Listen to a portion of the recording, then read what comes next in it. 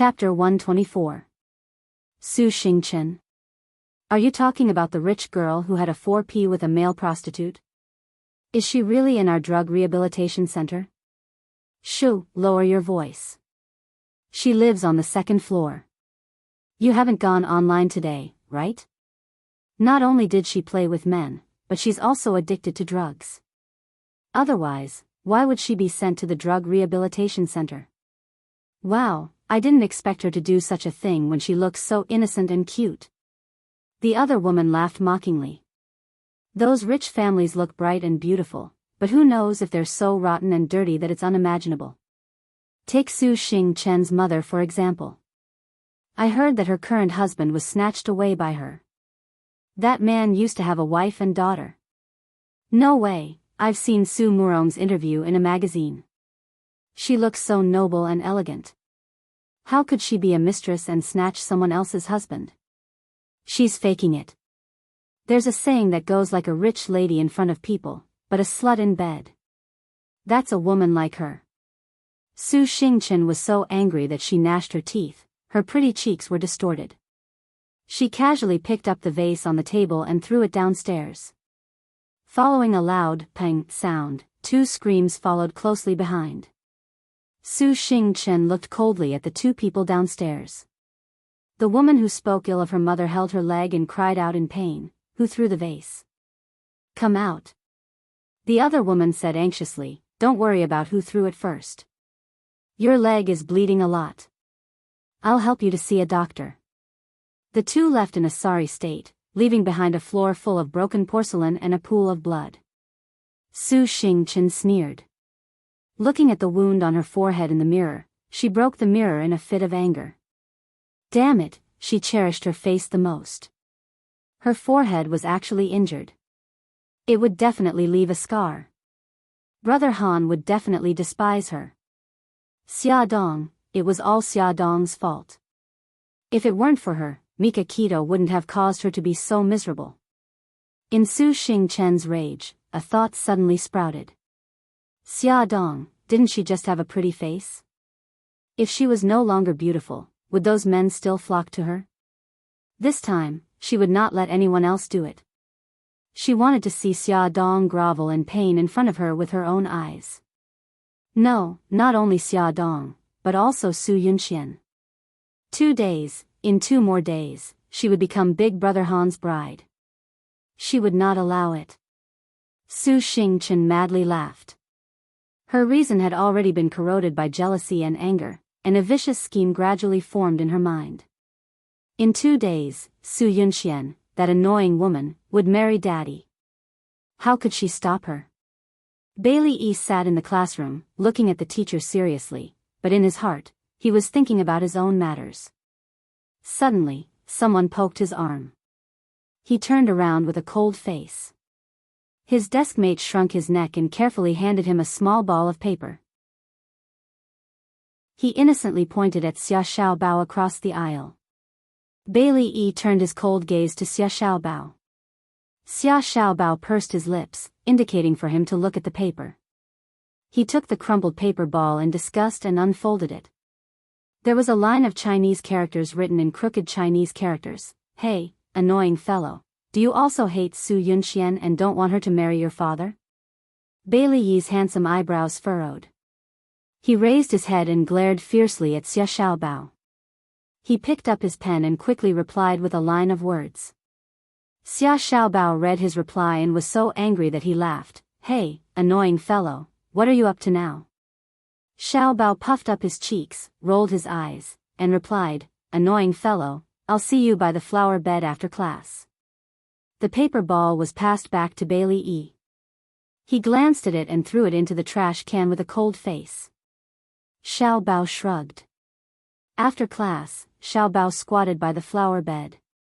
He had been squatting there for almost 5 minutes, but the annoying Bailey E still hadn't arrived. He angrily poked the ants crawling around in the tree hole with a branch and muttered angrily, damn annoying fellow, why aren't you here yet?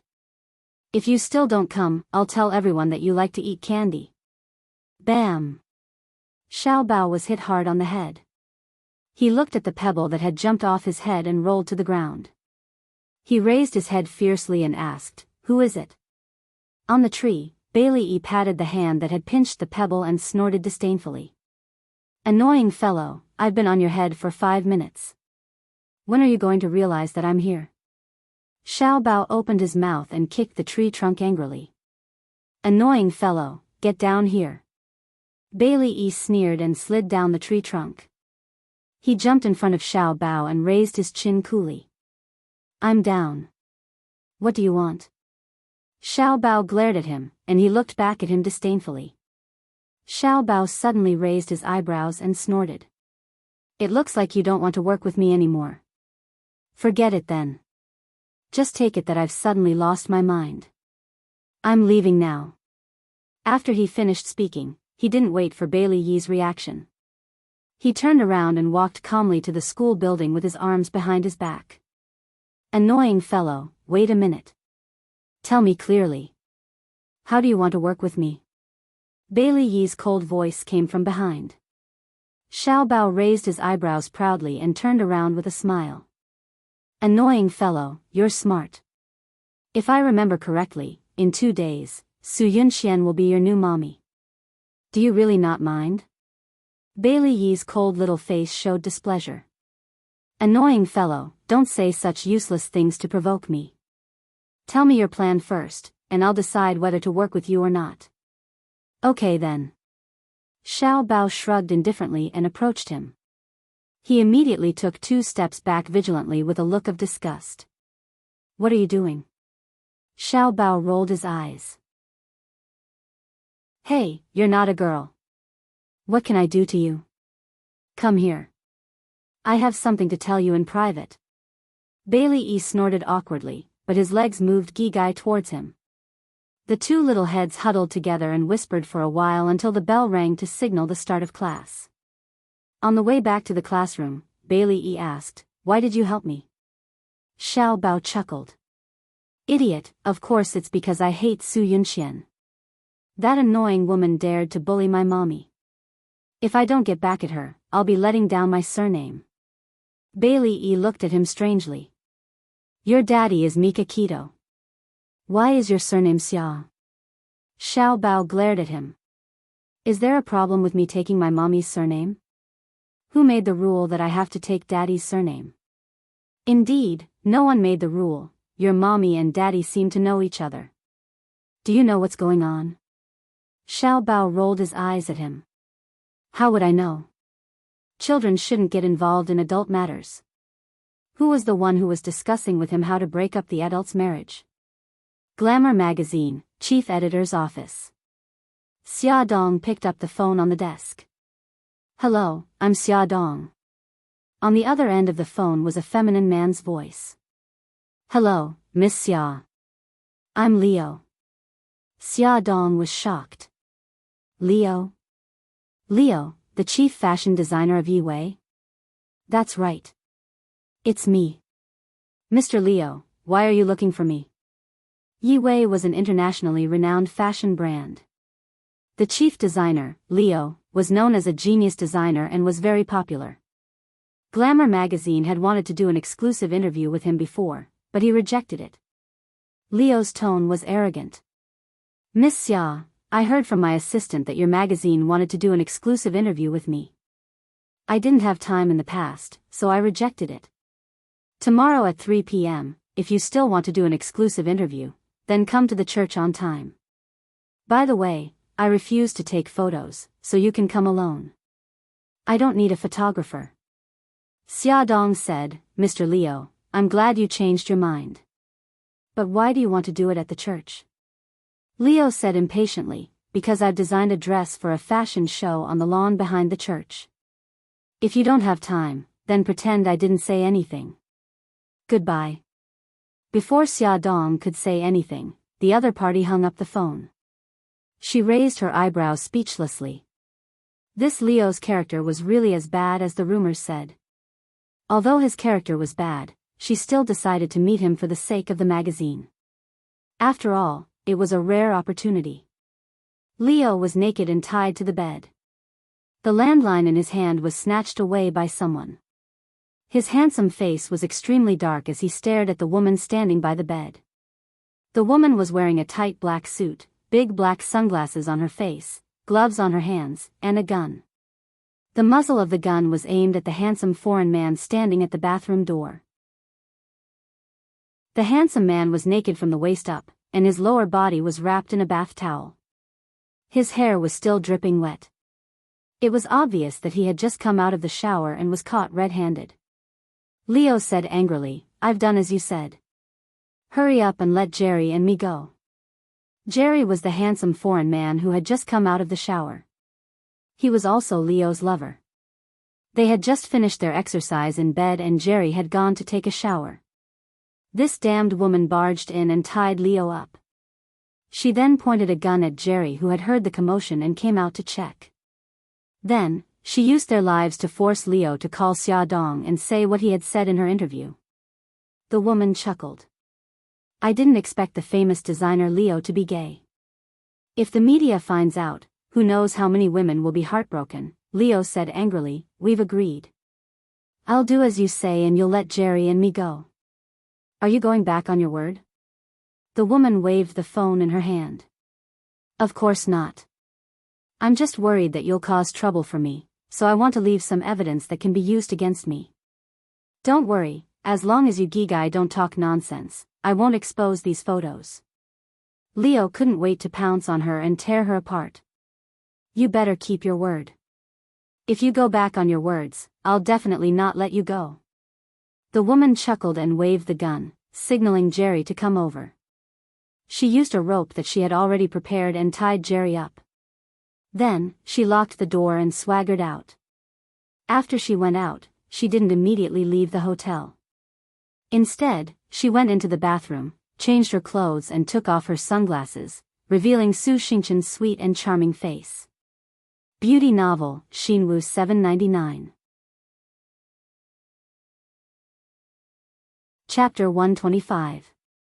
At 3:00 in the afternoon, Xia Dong brought Ding Hao to the church that Leo had mentioned. They went to the lawn behind the church but did not see any fashion show. However, there were people from the wedding company preparing the red carpet and wreaths.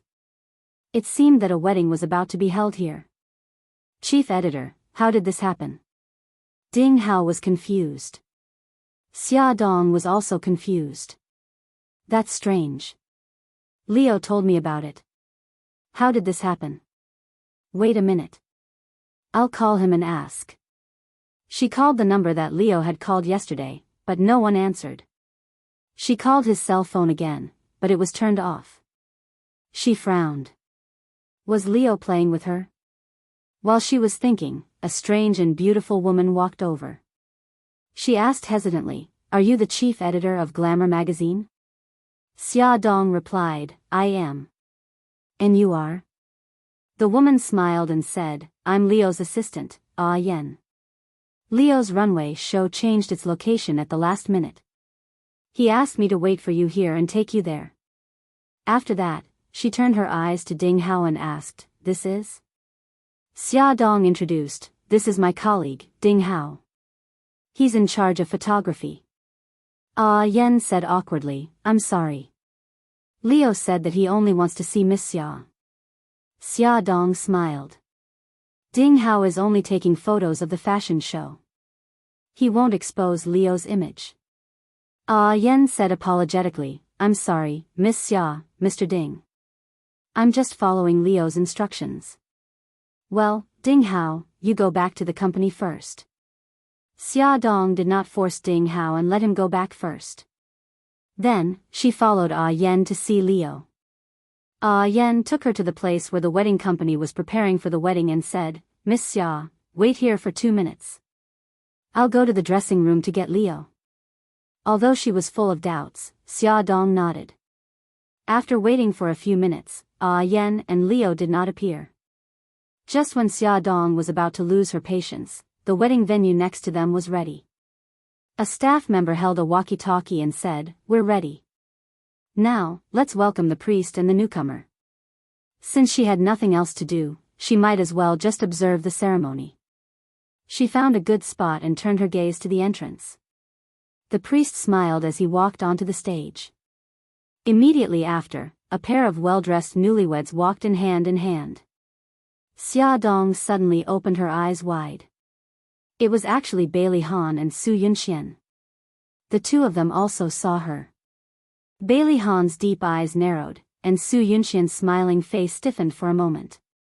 Xia Dong smiled awkwardly and nodded at them. Her mind raced. Tomorrow was their wedding day. Today, they should have come to the church to rehearse. Except for the first glance, Bailey Han treated Xia Dong as heir after that. He held Su Yunxian's arm and walked to the priest. Xia Dong stood not far away and watched them say, "I do," in front of the priest. She watched them look at each other affectionately. She watched them hug and kiss each other. She could not help but smile. This was the best ending. Suddenly, an accident happened. With a loud bang, the hydrogen balloon floating in the air with love written all over it suddenly exploded and instantly turned into fragments that fell like rain. Bailey Han pulled Su Yunxian away from the fragments. His concern was obvious. A staff member ran over and kept apologizing. Bailey Han said calmly, "It's okay. This was just an accident." The staff member smiled gratefully. "The wedding rehearsal is over. The two of you can go to the changing room to change. Miss Su, this way please." Su Yunxian was wearing a long wedding dress with a train. The staff member helped her carry the train to the changing room. "You can go out. I can do it myself." Su Yunxian smiled elegantly. The staff member left the room and stood at the door. He glanced around and quickly switched the "Women's Changing Room" sign with the "Women's Dressing Room" sign. The wedding rehearsal was over, but Leo still had not appeared. Xia Dong shrugged helplessly and decided to go to the dressing room to see if Leo was really there. Yen suddenly rushed over. "Miss Xia, I'm sorry to have made you wait for so long. Leo is ready. Please go to the dressing room." Xia Dong followed her to the dressing room. When they reached the door, Yen knocked on the door and said, "Xia Dong, Miss Xia is here." Su Yunxian was stunned. What was Xia Dong doing here? Yen did not wait for the person in the room to answer. He opened the door gently and smiled. "Miss Xia, you can go in now." Xia Dong said, "Thank you." Just as she stepped into the dressing room, the door was locked. There were many clothes hanging in the room. A woman with long hair sat in front of the mirror. The woman turned her head and smiled. "Miss Xia." It was Su Yunxian. Xia Dong was stunned. She was here to see Leo. Why was Su Yunxian here? Where was Leo? "I'm sorry. I might have come to the wrong place." Xia Dong had a bad feeling. She walked quickly to the door and tried to open the door. However, the door could not be turned. It seemed that someone had locked it from the outside. Su Yunxian's smile turned cold. "Since there are only the two of us here, you can tell me the truth. Why are you here today?" Xia Dong gave up on the door handle. She wondered if Lu Xing had found out that she was trapped here. She said calmly, "Miss Su, you're thinking too much. I'm here for something else. The door has been locked from the outside. Let's think about how to get out first." Su Yunxian was not anxious at all. Anyway, Bailey Han would definitely look for her if he found out that she had not gone out for a long time. She raised her eyebrows and said, "What a coincidence. I'm rehearsing here and you're here for something?" Xia Dong's voice turned cold. "It's just a coincidence. Of course, there's another possibility. I've been set up." This room didn't look like a dressing room at all. It should be a changing room. Why did that woman called Yen bring him here on purpose? Clap clap. A clear clapping sound came from behind the row of hanging clothes. Xia Dong and Su Yunxian looked over at the same time. A petite figure peeled off the clothes and slowly walked out. She had a charming smile on her face. As expected of big sister Xia Dong. You're so smart. Su Xingchen. Xia Dong and Su Yunxian's expressions changed at the same time. That's right. It's me. It wasn't easy for me to sneak out of the drug rehabilitation center to see you. Are you happy? Su Xingchen smiled at Xia Dong and said, Big sister Xia Dong, you're really smart. You know that you've been set up by me. However, your reaction is too slow. It's too late to react now. Xia Dong endured the throbbing veins on her forehead and said coldly, Su Xingchen, what do you want now? Su Xingchen walked in front of them and smiled happily. Actually, I don't want to do anything. I'm just a little angry that you've caused me to be so miserable. That's why I racked my brains to invite you all here so that we can have a good gathering. She stroked Su Yunxian's wedding dress that she had just changed out of and said with a smile, Big sister Yunxian, your wedding dress is really beautiful. It's a pity that the bride won't be able to match it soon. Su Yunxian's expression changed. What do you mean by that? Su Xingchen did not answer. Her gaze fell on Xia Dong's face and she chuckled. Big sister Xia Dong, your face is also very beautiful. No wonder Brother Han and Mika Keto both like you. Say, if it's not as beautiful as it is now, will they still like you? Xia Dong frowned and stepped back without a trace, pulling away from her. Su Xingchen, haven't you been punished enough? What are you still up to? There's no point in telling you. Su Xingchen seemed to have inadvertently reached out and picked up the glass spray bottle labeled makeup remover in front of the dressing mirror. Then, with lightning speed, she sprayed it at Xia Dong and Su Yunxian. Xia Dong was already on guard. The moment she picked up the glass bottle, she was ready to dodge. Coupled with her nimble movements, it was not difficult for her to dodge the liquid in the bottle. Su Yunxian was also very smart. She sensed that something was wrong from Su Xingchen's words. The moment she sprayed the liquid, she pulled the wedding dress in front of her. Unfortunately, Su Xingchen's main target was her. So even if she dodged her face and body, a few drops of liquid still stained the back of her hand.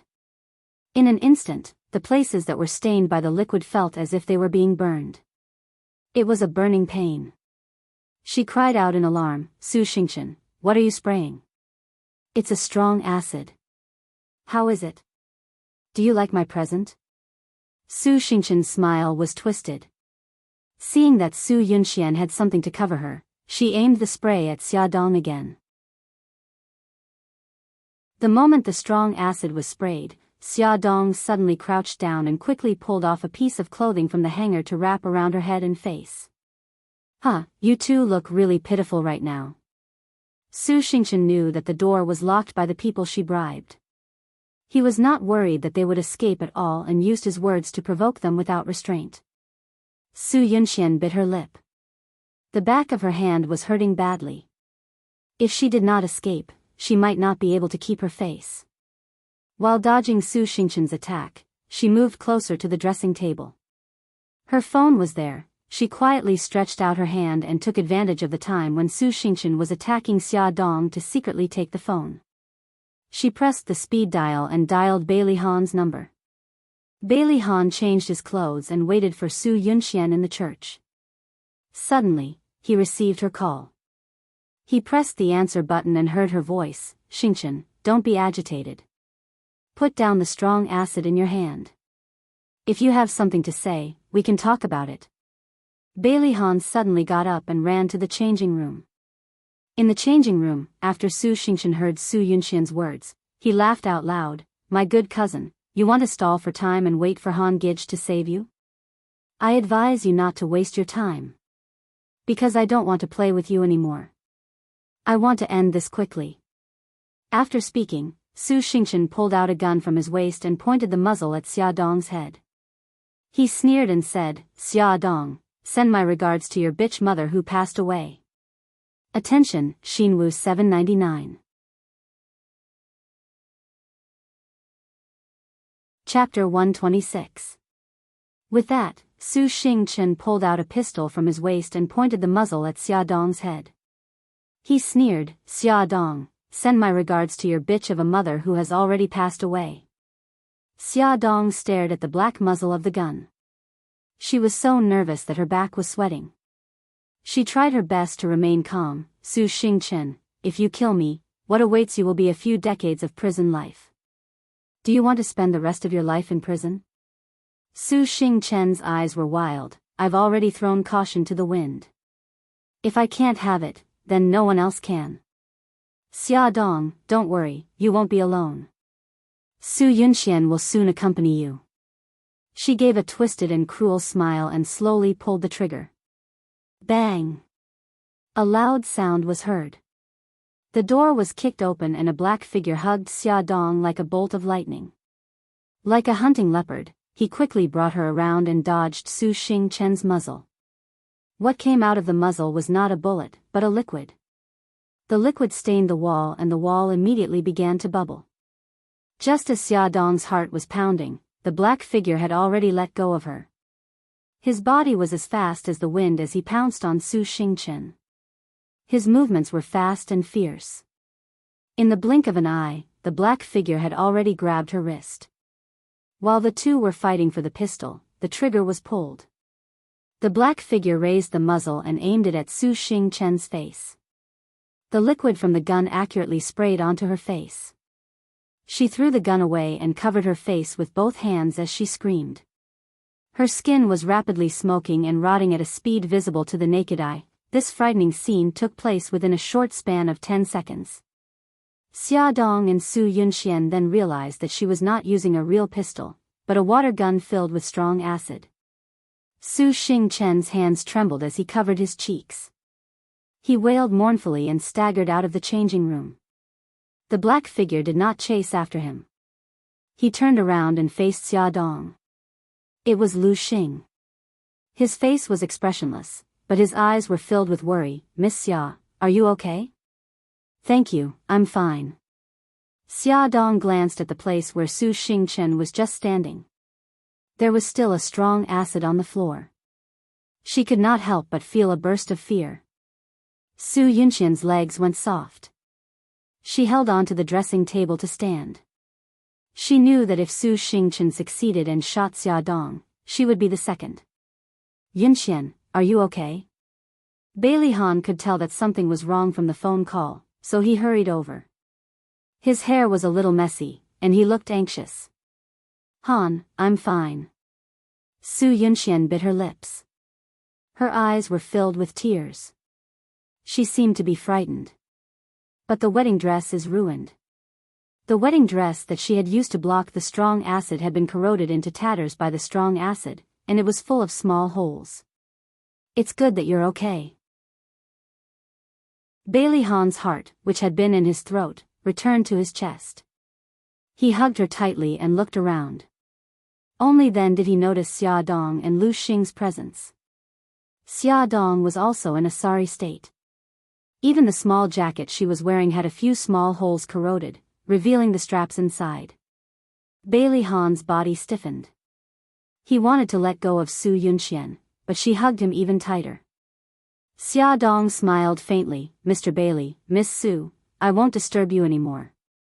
She and Lu Xing walked out of the changing room calmly. Miss Xia, Lu Xing suddenly called her. She turned around in surprise. A suit jacket was draped over her shoulders. Lu Xing's black-rimmed glasses covered his eyes. He said faintly, "Your clothes are torn." Xia Dong was embarrassed. She almost forgot that her jacket was corroded by the acid. "Thank you." "You're welcome." Xia Dong looked at his serious face and wanted to laugh. But when she thought of Su Xingchen who ran away, her heart sank. Lu Xing, Su Xingchen ran away. I'm worried that she won't give up. Lu Xing was expressionless. Miss Xia, don't worry. What awaits Su Xingchen is jail time. Xia Dong shook his head. The Su family is too powerful. Su Murong won't just watch her only daughter go to prison. Su Xingchen's crime is just intentional assault. Coupled with the attempted assault, there's no real evidence. Her crime seems too easy to exonerate. Lu Xing's lips curled up strangely. Miss Xia, you don't have to worry about this. I believe that boss will have a way.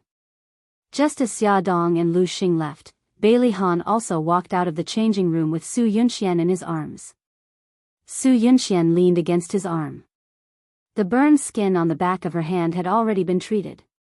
Bailey Han sent her to the hospital. Although the burn area was not big, it would definitely leave a scar and it would take more than a week for the wound to heal. After leaving the hospital, Bailey Han drove Su Yunxian home. She bit her lip and said awkwardly, "Han, we're going to have our wedding tomorrow. But the wedding dress is ruined and my hand is injured. What should we do?" Bailey Han thought for a moment and said, "The wedding dress is easy to solve. I'll ask Anson for help. As for the wound on your hand," he glanced at the back of her hand, "after wearing white gloves, you can barely see the gauze on the back of your hand. We'll simplify the wedding and you won't have to work too hard." Su Yunxian tilted her head and looked into his eyes. She said firmly, "The wedding will be held as usual. I'm fine, Han.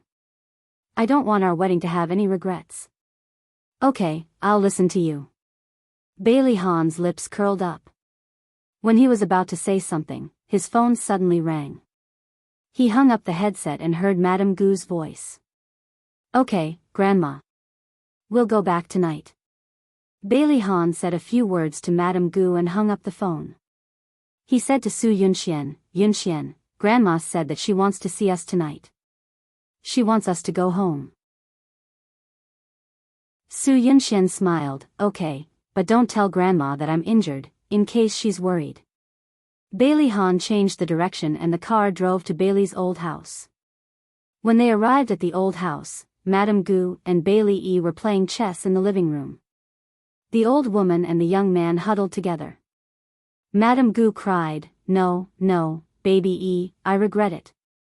I shouldn't have done this." Bailey Yi puffed up his cheeks and said helplessly, "Great-grandma, you've already regretted 5 moves. Then let me regret it again. Baby Yi, I'm your great-grandma. Don't be so calculative." Bailey Yi's little face scrunched up. Was this old child who always regretted her moves and refused to grow up really the strict and decisive Madame Bailey? Bailey Han couldn't help but smile when he saw Madame Gu's shameless look in his son's distressed little face. He held Su Yunxian's arm and walked towards them. "Grandma, we're back." Su Yunxian smiled, "Grandma, Xiao Yi, you're playing chess."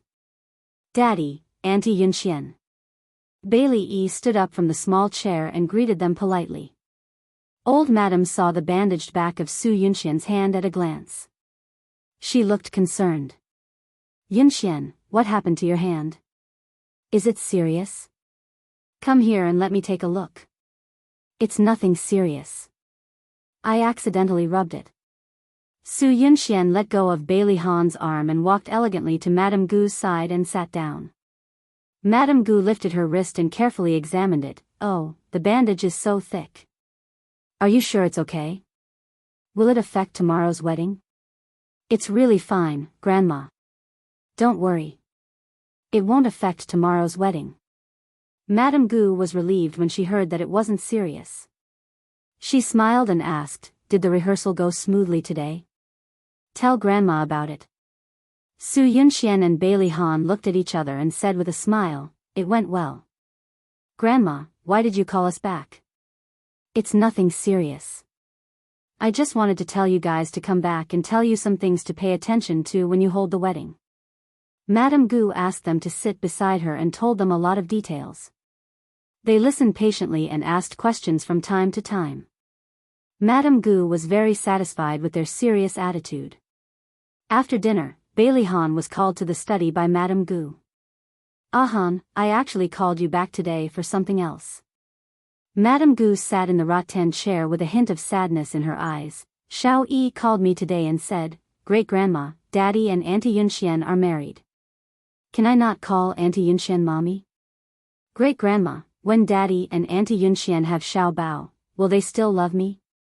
Bailey Han's body stiffened and his chest suddenly tightened.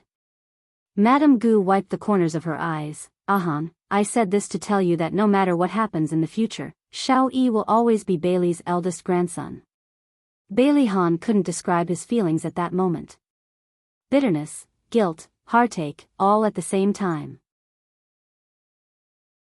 He secretly clenched and unclenched his fists. After a long time, he said, "Grandma, I understand. Xiao Yi is my son. I won't let him suffer in the slightest." "I'm relieved to hear that." Madame Gu nodded in satisfaction. Suddenly, she thought of something and asked, "What's with the injury on the back of Yunxian's hand? Did she really scratch it?" Her eyes were burning and full of suspicion.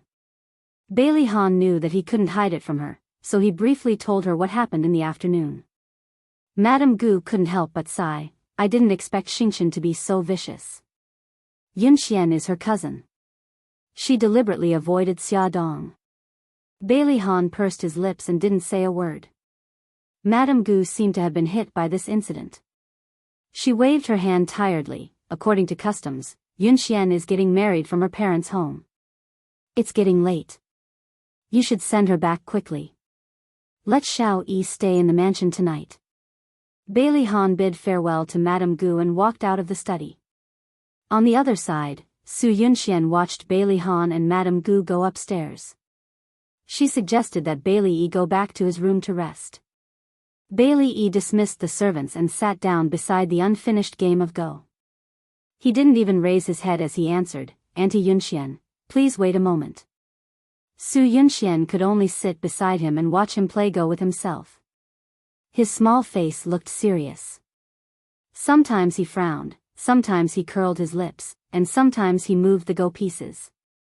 After about 10 minutes, the sensor hidden under his sleeve suddenly vibrated. He nonchalantly pushed away the unfinished Go pieces and stood up. He smiled politely like a gentleman. "Auntie Yunxian, we can go now." Su Yunxian glanced at the Go board. "Why aren't you playing? You haven't finished yet, have you?" He shrugged indifferently. His rosy cheeks looked mature. "I'm bored. I'm not playing anymore." "All right, let's go upstairs." Su Yunxian's lips twitched. She smiled and bent down, wanting to hold his hand. He reached out his hand Gigai and let her hold it. She led him up the stairs. When they turned the corner, he suddenly looked up and asked curiously, "Auntie Yunxian, who is Godfather?" Su Yunxian was stunned for a moment. She suddenly laughed. "Xiao Yi, why did you suddenly ask this question?" Bailey Yi looked innocent. He blinked and said, "Because I heard you talking to Godfather on the phone that night. I actually know who Godfather is. Godfather is the middleman of the murder organization in a city. Am I right, Auntie Yunxian?" When he heard the title, Godfather, that night, he secretly looked up his identity, but he didn't find any information. Later, Xia Xiaobao wanted to work with him, so he specially asked Xia Xiaobao. He didn't expect that guy to tell him that Godfather was the middleman of the murder organization just by typing on the computer. He was jealous of that guy's database for a long time. Su Yunxian's expression changed. She lowered her voice. "Xiao Yi, don't talk nonsense. The person on the phone with me that night was the priest of the church. We were discussing the wedding, not Godfather. But I heard it very clearly. You called him Godfather." Bailey Yi raised his voice. His pink cheeks had an innocent look of doubt. "Auntie Yunxian, why did you contact Godfather? Are you going to ask him to help you kill people?" His voice was very loud, and it sounded very clear in the empty stairwell. Su Yunxian panicked and subconsciously covered his mouth. "Xiao Yi, why would I do that kind of thing? Don't talk nonsense." Bailey Yi struggled. He used both his hands to pry her hands away and kicked her calves. His bright eyes stared at her, making her feel like she was being seen through. She reflexively covered his mouth even harder. His mouth and nose were covered, and he felt very uncomfortable. His white cheeks turned red, and his black eyes were filled with tears. He looked extremely pitiful. Su Yunxian didn't feel any pity for him. She was panicking, afraid that he would tell others about this. Coincidentally, there was no one around, so no one would know what she was doing. Bailey Yi suddenly bit her palm. His sharp teeth made her palm hurt, and she subconsciously pushed him away. Bailey Han came down from the study on the third floor and slowly walked down. When he reached the stairs on the second floor, he suddenly heard Bailey Yi say loudly, "Auntie Yunxian, why did you contact Godfather? Are you going to ask him to help you kill people?" He suddenly stopped in his tracks. There was suddenly no sound downstairs. His heart tightened, and he quickened his pace to run downstairs. Then, he saw a shocking scene. His son rolled down the stairs, and Su Yunxian stood on the stairs like a statue. She seemed to be scared out of her wits. Come and see. Songshu 566.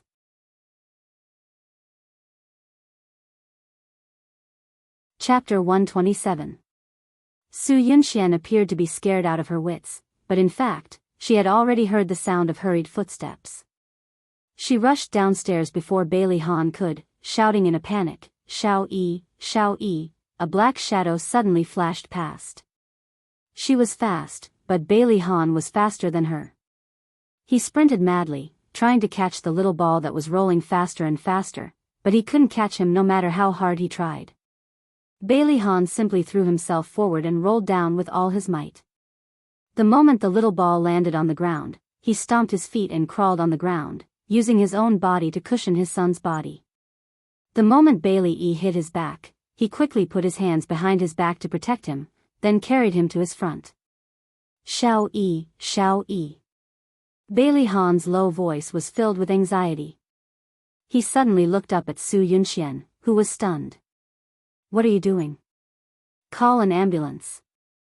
This was the first time Su Yunxian had seen him so angry.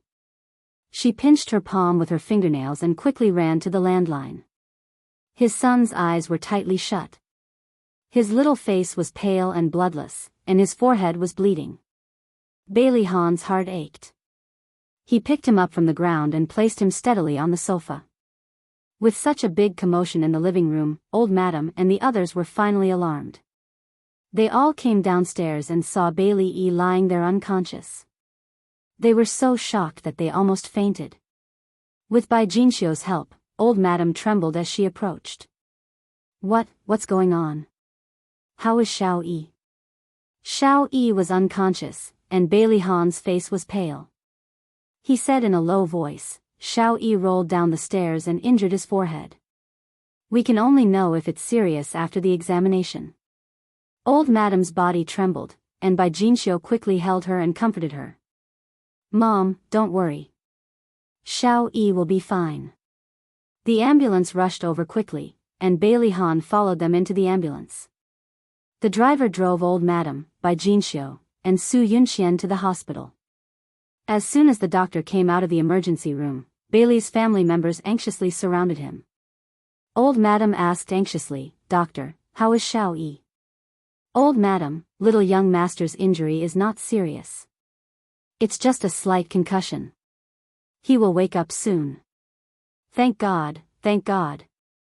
Old Madam clasped her hands together and murmured. Bailey Han's face relaxed. "Doctor, it's been hard on you. Young master, this is what I should do." After the doctor left, Bailey Yi's family members, of course, Bailey Han, of course. Seeing his son lying quietly on the bed with a pale face and a slight frown on his handsome face, Bailey Han's heart tightened. Old Madam burst into tears and held his little hand. No matter how her family members persuaded her, she insisted on staying by Xiao Yi's side and waiting for him to wake up. Su Yunxian stood by Bailey Yi's bed and comforted him softly at the right time. Bai Jinxiu said warmly, "Han, you and Yunxian should go back and rest first. You will have to work hard tomorrow. Old Madam and I will stay in the hospital tonight." Bailey Han looked at his son and said calmly, "Cancel the wedding first." "What?" Bai Jinxiu's eyes widened in shock. "Han, do you know what you're talking about?" Su Yunxian couldn't believe her ears. She widened her beautiful eyes and looked at Bailey Han, waiting for his explanation. Bailey Han's gaze swept across everyone present calmly and he said indifferently, "Mom, you didn't hear wrong. I want to cancel the wedding. Yunxian, I'll take you home first." With that, he turned to leave. Su Yunxian grabbed his arm and said in a trembling voice, Han, why? Why do you want to cancel the wedding? Is it because Xiao Yi is injured? Bailey Han suddenly turned around and stared at her with his deep and sharp eyes. His thin lips were tightly pursed, as if he was restraining himself. After a long while, he said in a cold voice, yes, Xiao Yi is injured. As his father, I can't abandon him at this time. Su Yunxian's grip on his arm gradually tightened. Her beautiful eyes were covered with a layer of mist. She bit her lip and said pitifully, Han, let's postpone the wedding. Don't cancel it, okay? When Xiao Yi recovers, we'll hold the wedding, okay? She was so compromising that even Bai Jinxiu couldn't stand it anymore. Han, Yunxian is right. If we suddenly cancel the wedding, what will everyone think of the Bailey family? Why don't we postpone it? Old Madame Bai also spoke, Han, why do you want to cancel the wedding? Bailey Han's face was gloomy and his eyes were filled with complicated emotions. He didn't say the reason but pushed Su Yunxian's hand away and said coldly, it's getting late. I'll take you home. Without saying another word, he turned around and left. Su Yunxian forced a smile and said goodbye to old Madame Bai and Bai Jinxiu. When she walked out of the hospital, Bailey Han was already sitting in the car waiting for her. He didn't open the car door for her as usual. She opened the door herself and got in. With a cold face, he didn't say a word and started the car. Outside the car window, the night scene was gorgeous. She looked at his perfect side profile. Han, why did you cancel the wedding? I want to know the reason. Screech, with the sharp sound of the brakes, Bailey Han suddenly stopped the car by the side of the road. His thin lips were tightly pursed, indicating that he had tolerated it to the extreme. He stared at her with his cold eyes. Xiao Yi rolled down the stairs. It wasn't an accident, was it? Her heart tightened, but her face revealed a startled expression. Han, what do you mean by this? Little Wingzy accidentally rolled down the stairs. His eyes were filled with pain. You're still lying to me. I heard your conversation with Xiao Yi. Is it because Xiao Yi knows that you're in contact with Godfather that you're so cruel to him? Han, how can you say that about me? Am I that kind of cruel and merciless person? I like Xiao Yi, and I want to be his mommy. How can I treat him like that? Su Yunxian complained with tears in her eyes. Han, so you've never believed me. You must think that Mika Keto is right and that I'm the mastermind behind the murder of Xia Dong, right? She looked like she was about to cry, and his heart softened for a moment. However, when he thought of what his son said and the dangerous moment when he rolled down the stairs, he couldn't help but doubt it. Yunxian, cancel the wedding first. I need to calm down and think carefully. He looked at her and said word by word, Xiao Yi is very important to me. I hope that the woman who marries me is sincere to him. Su Yunxian smiled miserably. I understand. In your heart, your son will always be the most important, right? No matter what I do, you won't believe me. 6 years of feelings, in your heart, what is it worth? Bailey Han gripped the steering wheel tightly and said slowly, I love you, and I love Xiao Yi. Whether or not Yunxian pushed him down the stairs on purpose, everything would be revealed when Xiao Yi woke up. The moment his son rolled down the stairs, his heart almost stopped. His son was a part of his life. As a father, he was no longer a good father. He couldn't be selfish anymore. He wanted his son to grow up healthily and happily. He knew that his son didn't like Yunxian, but he deliberately ignored it. As a result, today's incident happened. It was time for him to think clearly. Bailey Han, the CEO of Shanghao Corporation, cancelled the wedding and became explosive news. However, it was quickly overshadowed by another piece of news. That was, Su Xingchen broke into the house and threatened to kidnap someone. At the same time, he deliberately hurt someone and threw acid at them. In the end, he ended up with a disfigured face. Xia Dong didn't know what methods Mika Keto used to expose Su Xingchen's kidnapping and threatening of Leo. She was sent to prison. Of course, Lu Xing disfigured her face, so it was justified as self-defense. Xia Dong also saw the news of Bai Lihan canceling the wedding. Although the parties involved didn't mention the reason, she guessed that it was because Su Yunxian's hand was injured and couldn't hold the wedding as scheduled. She didn't think much about it. That day, she asked the director to resign.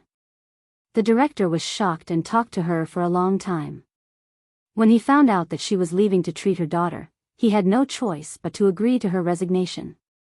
On the other hand, Mika Keto had already prepared the procedures to go abroad. She also arranged the company's affairs. She was waiting for Xia Dong to finish the handover. Then, the two of them would take the children to Rome.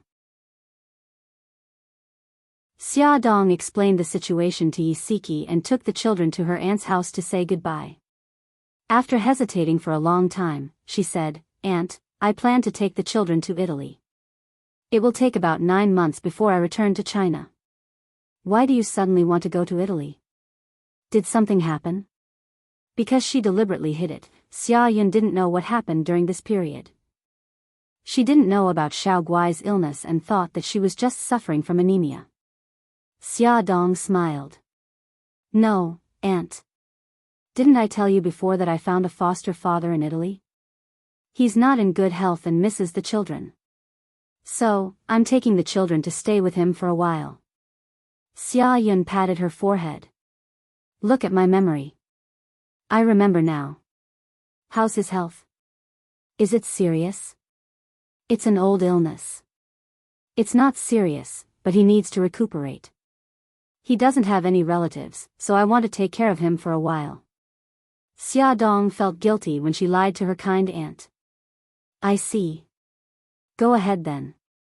Your uncle and I are still healthy. Don't worry." Xia Yun smiled kindly and was very supportive of her actions. "I heard you say that when you were in Italy, he helped you a lot. Now, it's only right for you to accompany him." "Thank you, Aunt."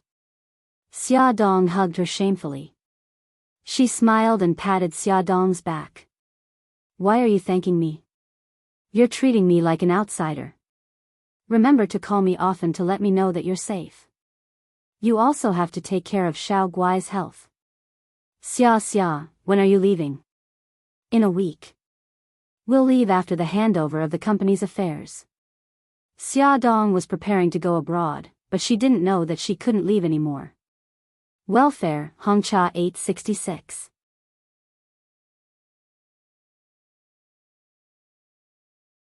Chapter 128. Shenghao Group. Bai Lihan was gathering his subordinates to deal with the cooperation with the United States when his phone rang. He picked up the phone almost at lightning speed.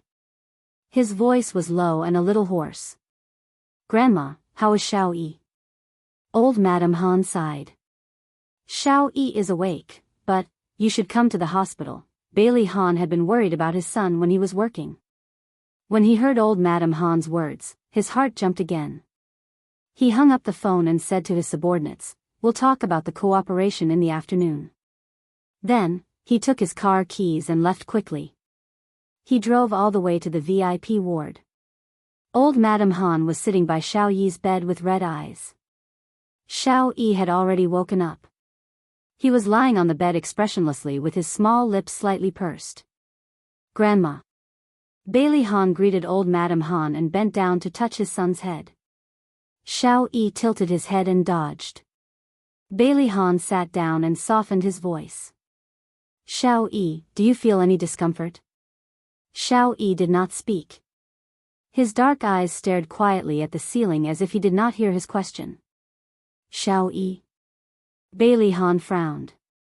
Was his son throwing a tantrum? "Don't shout. He can't hear you." Old Madame Han choked. Bai Lihan's expression changed drastically. He reached out his hand, ignoring little Wingzi's attempts to dodge, and touched his head.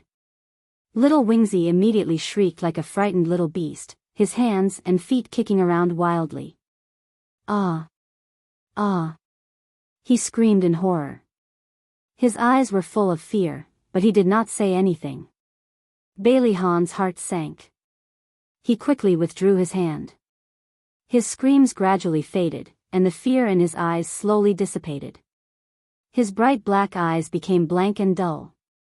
Bailey Han looked at his smart and obedient son suddenly become like this. His heart suddenly ached. "Grandma, what's going on? How did Xiao Yi become like this?" The old madam looked miserable. "Xiao Yi became like this when he woke up. No matter how we called him, he didn't seem to hear us. If we tried to touch him, he would scream and become very emotional. The doctor said that this is a symptom of autism."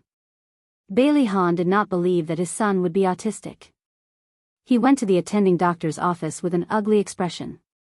"Doctor, my son has always been normal. How did he suddenly become autistic?" "Mr. Bailey, young master's autism is not caused by hereditary factors. Instead, he suffered a great shock in an accident, which caused the malfunction of his brain cells and affected the function of the brain's nerves to transmit information, which led to autism." Bailey Han's pupils suddenly shrank. Can it be cured? Based on the young master's condition, he is mainly affected by psychological factors. The possibility of recovery is still relatively high. But I suggest that parents don't be too impatient. Relax, get rid of the child's negative emotions, and communicate with him step by step. The doctor talked about a lot of precautions before treatment for autism. Bailey Han listened patiently and asked questions from time to time. In the process of talking with the doctor, his attitude became more positive. He believed that there would be a way to cure his son's autism.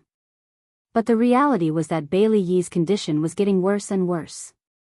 He completely isolated himself in his own world and ignored the people and things around him. He silently did his own things. Sometimes he would draw, sometimes he would play chess with himself, sometimes he would sit in front of the window and stare blankly. Sometimes he would sit there for the whole day. As long as someone wanted to touch him, he would scream like a frightened little beast, baring his fangs and brandishing his claws. With his current condition, there was no way he could go back to school. He didn't even take the final exams. Although Bailey Han cancelled the wedding, which had a certain impact on the Bailey family and the Su family, the Bailey family was busy trying to find a way to cure Xiao Yi's illness. They didn't have the time to pay attention to the outside world. The Su family was different. First, there was the scandal of Su Xingchen. Then, the proud daughter of heaven, Su Yunxian and Bailey Han cancelled the wedding. Although it wasn't as sad as being abandoned, the inside story was enough for the media to speculate for a long time. The Su family's reputation fell to the bottom. Facing the swarm of media, Su Yunxian was indifferent and elegant. Her goddess-like temperament was vividly displayed. Although everyone was still speculating, their attitude towards her was a lot friendlier. She avoided the media and stepped into the hospital. This was the hospital where Su Xingchen was staying. Because Su Xingchen was splashed with strong acid, 20% of his face was severely burned. It was a third-degree burn. After being detained, he applied for medical parole through his connections. Now, he was still staying in the hospital. When Su Yunxian went to visit him, Xia Zhenxing was by his bedside. He looked a lot older and the hair on his temples was white. As for Su Xingchen, her entire head was wrapped in gauze, only revealing 2 eyes. Because of the burns on her respiratory tract, she couldn't open her mouth to speak. When she saw Su Yunxian appear at the door of the ward, her eyes were like copper bells. Her gaze was like a sharp blade, fiercely glaring at Su Yunxian. She made a gurgling sound from her throat and raised her hands in agitation, as if she wanted to strangle her. Xia Zhenxing quickly grabbed her arm. "Xingchen, don't be agitated. Be careful of your wound." Su Yunxian's eyes flashed with a trace of ridicule. She had a gentle smile on her face. "Uncle, I'm here to see Xingchen. How is she now?" Xia Zhenxing sighed. "Her situation isn't very good. The burns on her skin are very deep. I heard from the doctor that we can only use conservative treatment now. Only when her wound scabs over can we perform skin grafting surgery." Su Yunxian turned her gaze back to Su Xingchen and said gently, "Xingchen, you have to listen to the doctor's words and take care of yourself. You'll get better. Xia Zhenqing said guiltily, Yunxian, Xingchen treated you so badly, but you still came to see her. I apologize on behalf of Xingchen. Su Yunxian smiled. Uncle, you're treating me like an outsider. We're family. No matter what Xingchen did, she's still my cousin. Su Xingchen's eyes widened. She wanted to dig a few holes in her body with her gaze. The gurgling sound from her throat also became louder. Su Yunxian held her hand that was grasping in the air and said gently, Xingchen, I know what you want to say. Don't worry, I've already forgiven you. Don't let your thoughts run wild. Take care of yourself and get better soon. Su Xingchen couldn't care less about the piercing pain on her face. She shook her bandaged head. Xingchen, don't be so agitated. I'll visit you again in the future. Su Yunxian thoughtfully patted the back of her hand. She stood up and said to Xia Zhenqing, Uncle, I'll leave first. I won't disturb Xingchen's rest. Yunxian, thank you for visiting Xingchen. Be careful on your way back. Xia Zhenqing walked her to the door. Okay, Uncle. You should go back and take care of Xingchen. Walking out of the hospital, Su Yunxian smiled. Han was suspicious of her. He didn't care about her reputation and cancelled the wedding. Now, he didn't even take the initiative to contact her. She was extremely depressed. Now that she had visited Su Xingchen, she felt much better. Su Yunxian didn't go back to the company. Now that Han was ignoring her, it was better to start with the old madam. She drove to the old mansion and chatted with the old madam for a while. After confirming that Han didn't tell the old madam what Xiao Yi said, she felt much more at ease. Next, she wanted to check on Xiao Yi. She wanted to see how sick he was and whether he would tell anyone about her. After greeting the old madam, she was led by a servant to Bailey Yi's room. The servant reminded her, Miss Su, the young master hates being touched. Please don't touch him. Su Yunxian nodded. I understand. You can leave first. After watching the servant leave, Su Yunxian locked the door and walked in. Bailey Yi sat in the empty art room. His small body was standing in front of the easel. He held a watercolor pen in his hand and painted on the canvas. Xiao Yi. Su Yunxian approached him and tried to call his name. He turned a deaf ear and didn't respond at all. His hands continued to paint. His bright black eyes quietly stared at the canvas. He was completely immersed in his own world. Su Yunxian walked to his side. When she saw what he had painted, she couldn't help but be shocked. On the large canvas, there were only two colors, black and red. There was not a trace of light in the dark sky, and the ground was covered in the bright red color. A lonely little figure stood between the black and red colors, and the whole picture was shrouded in a strange and frightening atmosphere. Su Yunxian stretched out her hand and pointed at the little figure in the painting. Xiao Yi, is this you? Xiao Yi still didn't say a word. He picked a white watercolor pen and painted on the outline of the little figure. Soon, the white figure became conspicuous at the intersection of the black and red. However, with the overall color combination, it became even more strange. Xiao Yi. Su Yunxian stretched out her hand tentatively. He didn't move and looked at the canvas seriously. Her slender and fair fingers slowly landed on his thin and weak shoulders. Xiao Yi seemed to have gone crazy. He kicked and hit her violently and scratched her arm with his fingernails. This scream came from Su Yunxian.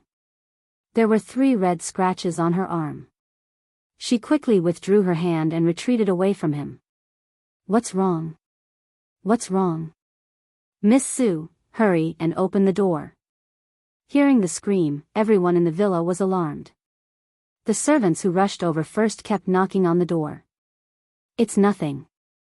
Wait a moment. I'll open the door right away. Su Yunxian glanced at Bailey Yi, who was still screaming. She tidied her hair and quickly walked forward to open the door. Little young master, the servant wanted to go forward, but he was afraid of disturbing Bailey E. He didn't know what to do. At this moment, the old madam rushed over with her walking stick. Trembling, she walked to Xiao Yi's side. She didn't dare to reach out to hug him. She only comforted him gently. Darling, don't be afraid. Great-grandma is here, add Hongcha 866.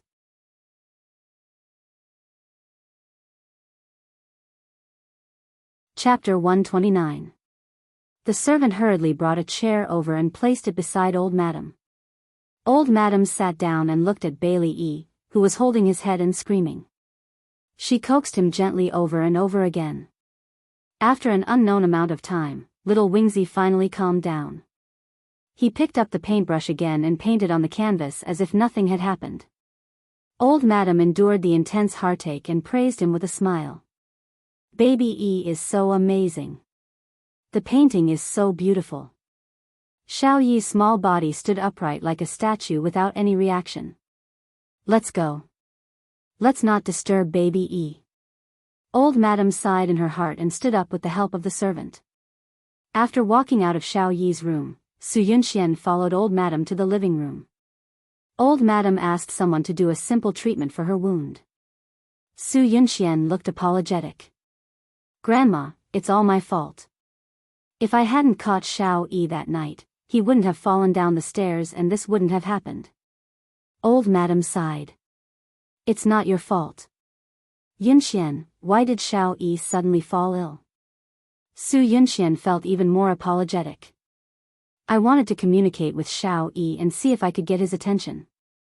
I didn't expect him to suddenly scream when I pointed at the painting and praised him, Old Madam said doubtfully. Xiao Yi only gets emotional when others touch him. Are you sure you didn't touch him? I really didn't. I only touched his painting.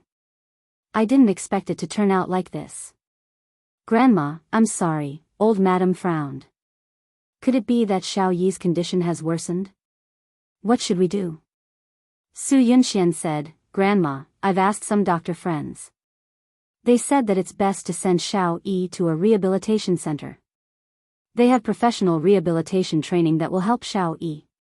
The old madam also understood that this was a good idea, but Xiao Yi's identity was special.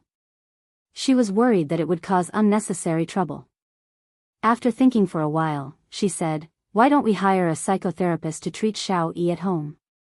In the evening, when Bailey Han came back from the company, the old lady told him about her idea.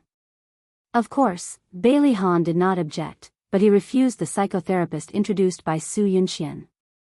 Before the truth was made clear, he was already on guard against her. After pondering for a moment, he said, Grandma, don't let Yunxian get close to Xiao Yi in the future. Why do you say that? Old Madam's eyes flashed sharply. She was suspicious. He said faintly, Xiao Yi was too emotional when she saw her. I'm just thinking for Xiao Yi's sake. I don't mean anything else. When he heard Xiao Yi's words on the stairs, he did not tell anyone because he did not want to wrongly accuse a good person. Deep in his heart, he hoped that Xiao Yi's words were false. He also hoped that Su Yunxian had nothing to do with Xiao Yi's accident. In fact, Bailey Han had also consulted many experts and contacted a top psychotherapist. The psychotherapist was called Lin Yi. He was around 30 years old. He was polite and gentle. Every day, he would go to Bailey's old house and treat Bailey E for an hour. Lin Yi advised the parents to maintain a fixed time every day to communicate with the child alone. Even if the child did not respond, they should insist on talking to him or doing something to cultivate his understanding of the outside world. Lin Yi said, the lack of social skills is the biggest obstacle for an autistic child. Parents should create opportunities for the child to interact with people around him. Young master has many friends in kindergarten. You can invite them to the house as guests. You can also raise some small animals at home so that young master can reduce his fear of social interactions and improve his social skills in the process of raising animals. Looking at his son sitting alone in the corner, Bailey Han's heart ached. He suddenly realized that his son was very lonely. He lacked maternal love since he was young and did not have any playmates of the same age. Although he was young, he had already developed a restrained and calm personality. He would not even show his emotions on his face. After thinking for a long time, Bailey Han called Xia Dong. At this time, Xia Dong had already finished the handover work. Mika Keto had also booked the plane tickets for the four of them to fly to Italy. She was packing at home when she suddenly received a call from Bailey Han. She glanced at the children playing in the living room and returned to her room. She pressed the answer button. "Hello, Mr. Bailey." Bailey Han paused and said, "Xia Dong, I want to ask you for a favor." His voice was very sincere. Xia Dong could even imagine his serious expression. "Tell me. If I can help, I will definitely do it." His voice lowered with an imperceptible heaviness. "My son, a few days ago, he fell down the stairs." Xia Dong stood up abruptly and asked agitatedly, Is he all right?" Bailey Han rubbed his eyebrows. He was not seriously injured. However, after he woke up, he was diagnosed with autism. The doctor said that it was because of the stimulation that caused his brain cells to malfunction. Autism? Xia Dong sat down on the sofa dejectedly. There was still a trace of panic on her face. "Can it be cured?" "There is a possibility of a cure." Bailey Han spoke conservatively of the doctor's opinion. According to the psychotherapist, it is best to let Xiao Yi interact more with the people around him. Therefore, I want to invite Xiao Bao and Xiao Guai to accompany him at home. Xia Dong held her forehead and was extremely conflicted. Xiao Yi was diagnosed with autism. She was very worried and wanted to accompany him and help him out of his own world. However, she had always protected Xiao Bao and Xiao Guai from the Bailey family. If she really brought them to the Bailey family, would it arouse suspicion? Moreover, with Xiao Guai's current situation, he could be in danger at any time. She did not dare to send her daughter to the Bailey family. Both the palm and the back of the hand were flesh and blood. How should he choose? She did not know what to do. After hesitating for a long time, she asked in a hoarse voice, "Can I find other children?" There was no emotion in his voice. "Xiao Yi doesn't have any friends.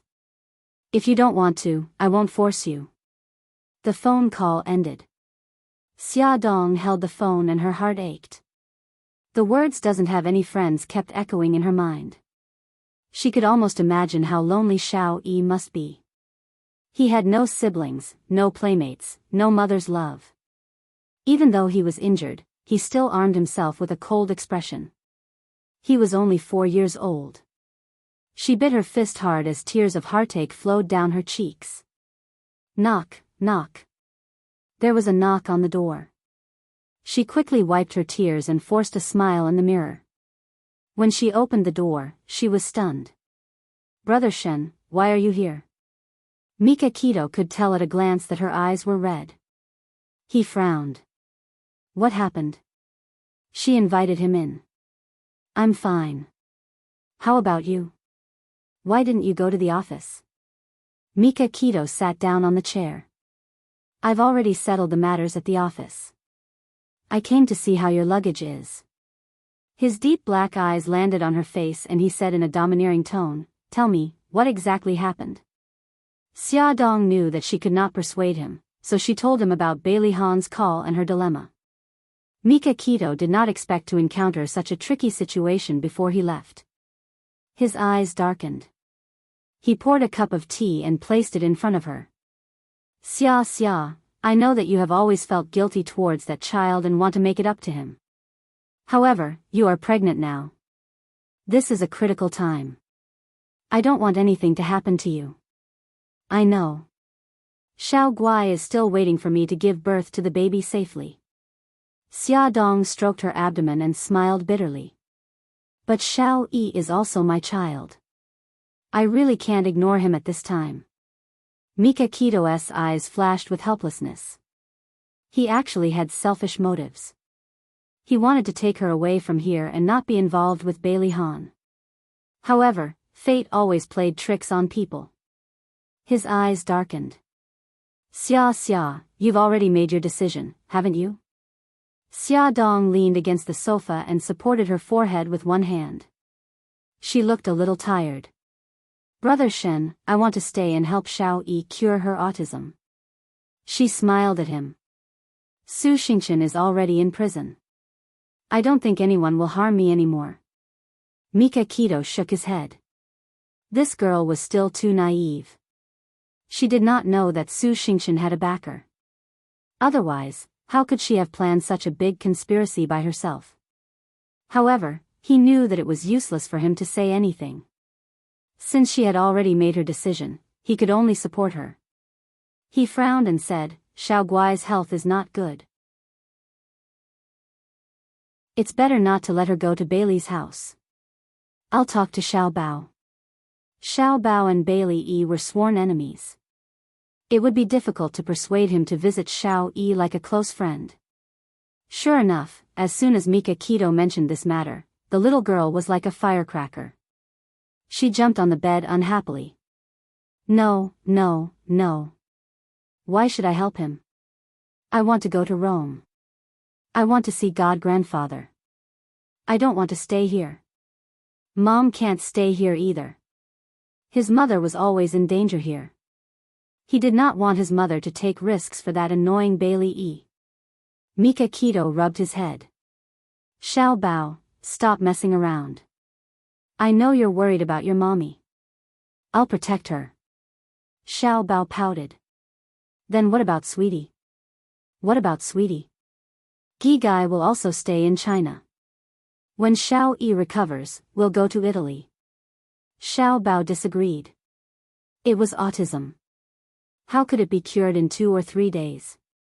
It seemed that they would not be able to leave in a short period of time. However, how did Bailey Yi, that annoying fellow, contract this disease? Autistic? More like arrogant. Xiao Bao, Gigai, be good. Don't make things difficult for your mommy. All right then. I want to make it clear that I'm not staying for that annoying guy. I'm staying for mommy. I know. You love your mommy the most. Mika Keto rubbed his hair in amusement. In the living room, Xia Dong called Bailey Han back. She tried to speak in a calm voice. Mr. Bailey, when do you think it's convenient? I'll send Xiao Bao to Bailey's house. Welfare, Hongcha 866.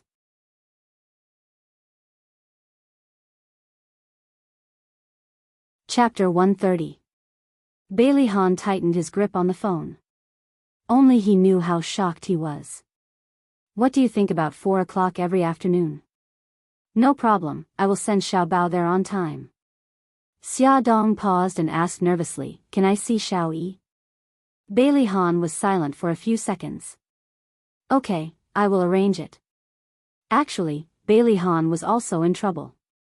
He had just mentioned his idea to the old madam, but the old madam had vetoed it. No matter what, she would not allow Xia Dong's son to accompany Xiao Yi. Is it Xia Dong calling? Tell her that we don't need her fake kindness, and we definitely won't allow Xia Xiaobao to walk through the Bailey family's door. When Bailey Han picked up the phone, the old madam was in the living room, shouting angrily. Bailey Han was helpless. Grandma, I am doing this for Xiao Yi's sake. The old madam raised her voice. Xiao Yi has so many classmates. Why did she choose Xia Xiaobao? I hate Xia Dong. I will not allow anyone with the surname Qi to come close to our house. The old madam's stubborn temper was acting up again. Bailey Han was speechless. Grandma, although Xiao Yi has many classmates, she has never dated them. Xiao Bao and Xiao Yi have similar personalities. Who knows, she might be able to stimulate him. I don't understand. Why do you hate Xia Dong so much? The old madam choked and said angrily, there is no reason. I just hate her. Grandma, can you not be so unreasonable? Because of his son, he was already in a terrible fix. It was really hard for him to coax the old madam. He rubbed his eyebrows and said, I have already talked to Xia Dong. She will bring Xiao Bao over at 4 o'clock tomorrow afternoon. I will try my best to rush back tomorrow. Why are you coming back? Are you worried that I will give her a hard time? Bailey Han's mouth twitched as he hit the nail on the head. Old Madam exclaimed, "No, I haven't agreed to let her come over." Grandma, he was at his wit's end with this stubborn old child, so he brought up his precious son. "Grandma, do you want to see Xiao Yi continue to be like this? Trust me, doing this will be good for Xiao Yi's condition." The old madam turned her gaze and saw her precious great-grandson standing by the window in a daze. The resentment and anger in her heart gradually dissipated. She had heard of Xia Xiaobao and knew that he was very smart. Every time her little great-grandson mentioned him, he would gnash his teeth in anger. She wasn't that old and senile.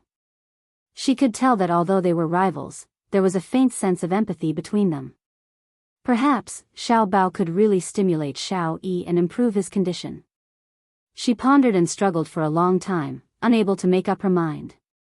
Suddenly, Xiao Yi, who was standing by the window with her back facing them, turned around and silently sat by the chessboard to play chess with herself. Bailey Han said indifferently, "Grandma, do you want to keep watching Xiao Yi play chess with yourself? Which child of the same age didn't play in groups?" Only Xiao Yi was always alone and didn't have any friends. The old madam closed her eyes and sighed.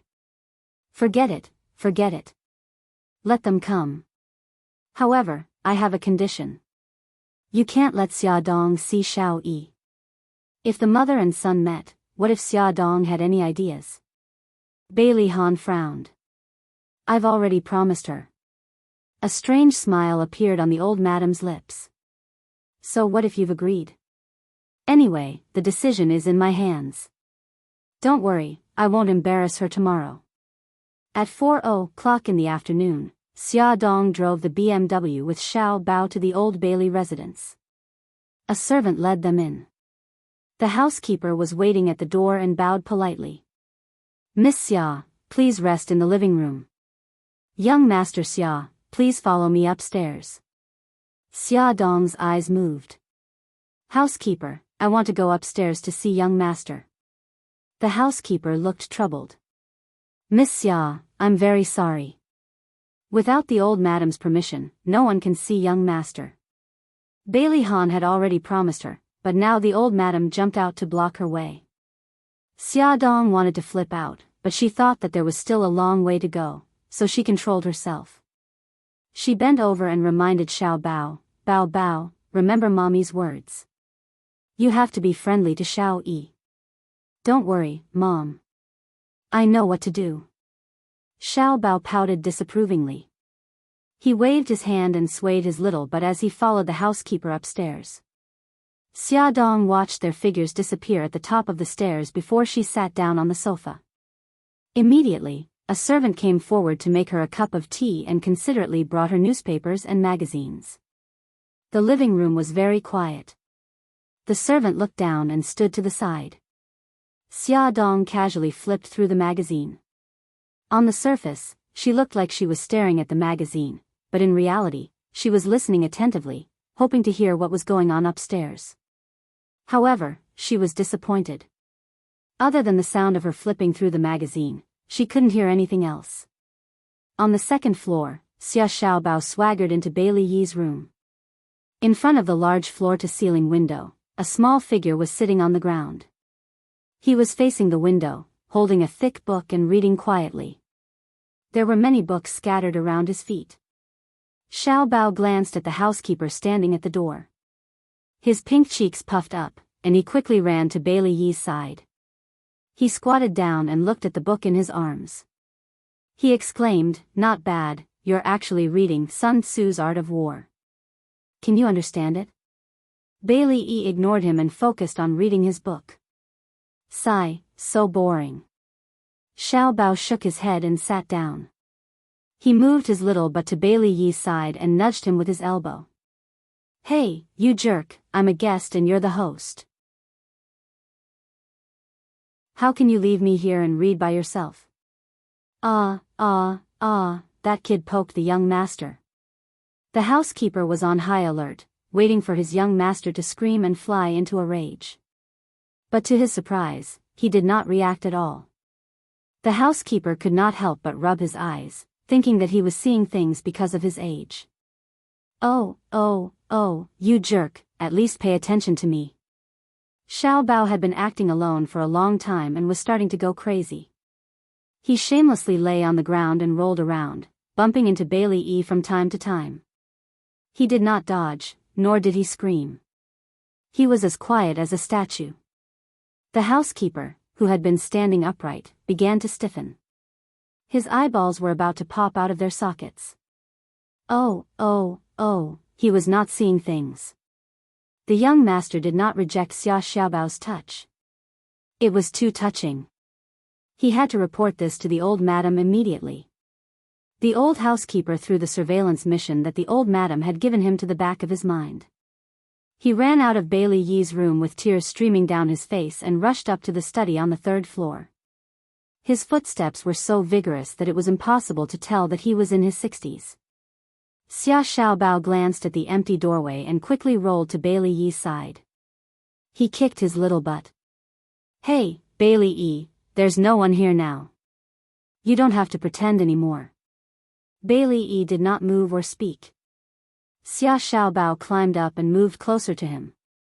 He blinked his big eyes and looked at him. Bailey Yi, I asked you to pretend that you were hurt by an annoying woman. Your father, who dotes on you, will definitely hate that woman. I didn't expect you to be such a genius and come up with something like autism. I can't even go to Italy because of you. You're so annoying. Bailey Yi still didn't speak. He quietly flipped through the pages of the book. F***CK, are you addicted to pretending?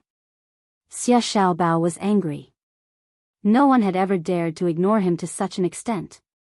He snatched the book from Bailey Yi's hand and threw it to the door. A pair of feet and a crutch appeared at the door. The old madam lowered her head and glanced at the book, Sun Tzu's Art of War, lying at her feet. Then, she calmly looked at Xia Xiaobao. This was the first time she had looked at Xia Xiaobao carefully. The short man was wearing a white t-shirt and denim shorts. His facial features were extremely delicate and he was not inferior to her precious great-grandson. He blinked his bright eyes innocently and had an innocent smile on his pink cheeks.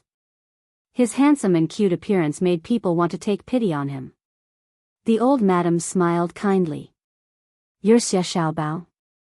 Yes. Xiaobao wasn't afraid at all. He straightened his little body and raised his little chin to introduce himself seriously. I'm Bailey Yi's classmate, Xia Xiaobao. The old madam walked over with her crutch and said with a smile, Xiaobao, thank you for coming to visit our Xiao Yi. You're welcome. He had an arrogant look on his face. Although I don't really like Bailey Yi, my mommy told me to be friendly to my classmates. So, I will reluctantly visit him every day. The old housekeeper behind the old madam stumbled and almost fell. He wiped the cold sweat off his forehead. The old madam didn't mind his rude words. In fact, she liked his straightforward personality. She nodded approvingly. Xiaobao, you and our Xiao Yi have similar personalities. I think you two will become good friends. Unfortunately, Xiaobao was Xia Dong's son. She really didn't want to have anything to do with that woman. The old madam's smile gradually faded when she thought of this. She said indifferently, what game were you playing just now? Why did you throw the book at the door? Xiaobao keenly sensed the change in her attitude. He snorted softly and walked over to Bailey Yi. We were competing to see who could throw the book further. Bailey Yi, don't you think so? He patted Bailey Yi's shoulder with his small hand. The old madam and the old housekeeper widened their eyes. What a miracle. Xiao Yi really didn't scream or flip out. Although he didn't answer, he didn't reject other people's touch. This was a huge improvement. The old madam couldn't help but reach out her trembling hand and slowly place it on Bailey Yi's shoulder. He didn't scream. He was very quiet, quietly looking at the scenery outside the window. The old madam's eyes couldn't help but redden. She was so emotional that she covered her mouth and held back her tears. Attention, Songshu 566.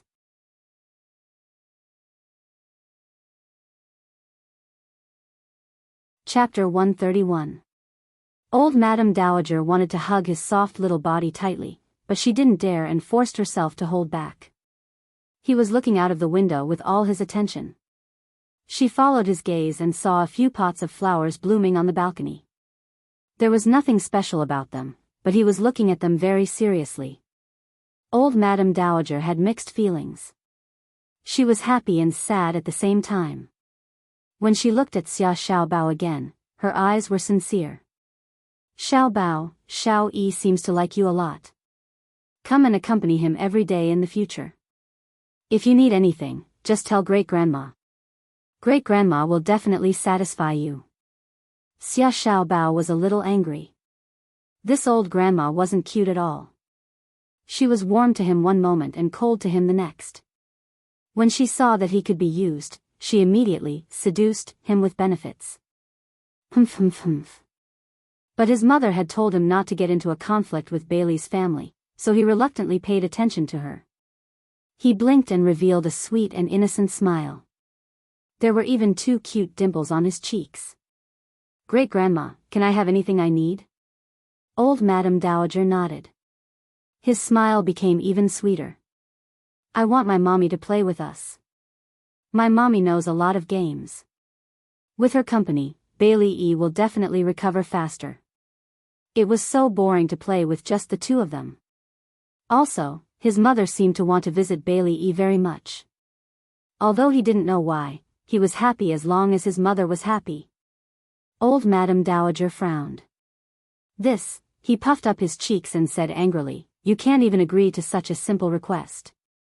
Sigh, you adults just like to go back on your words.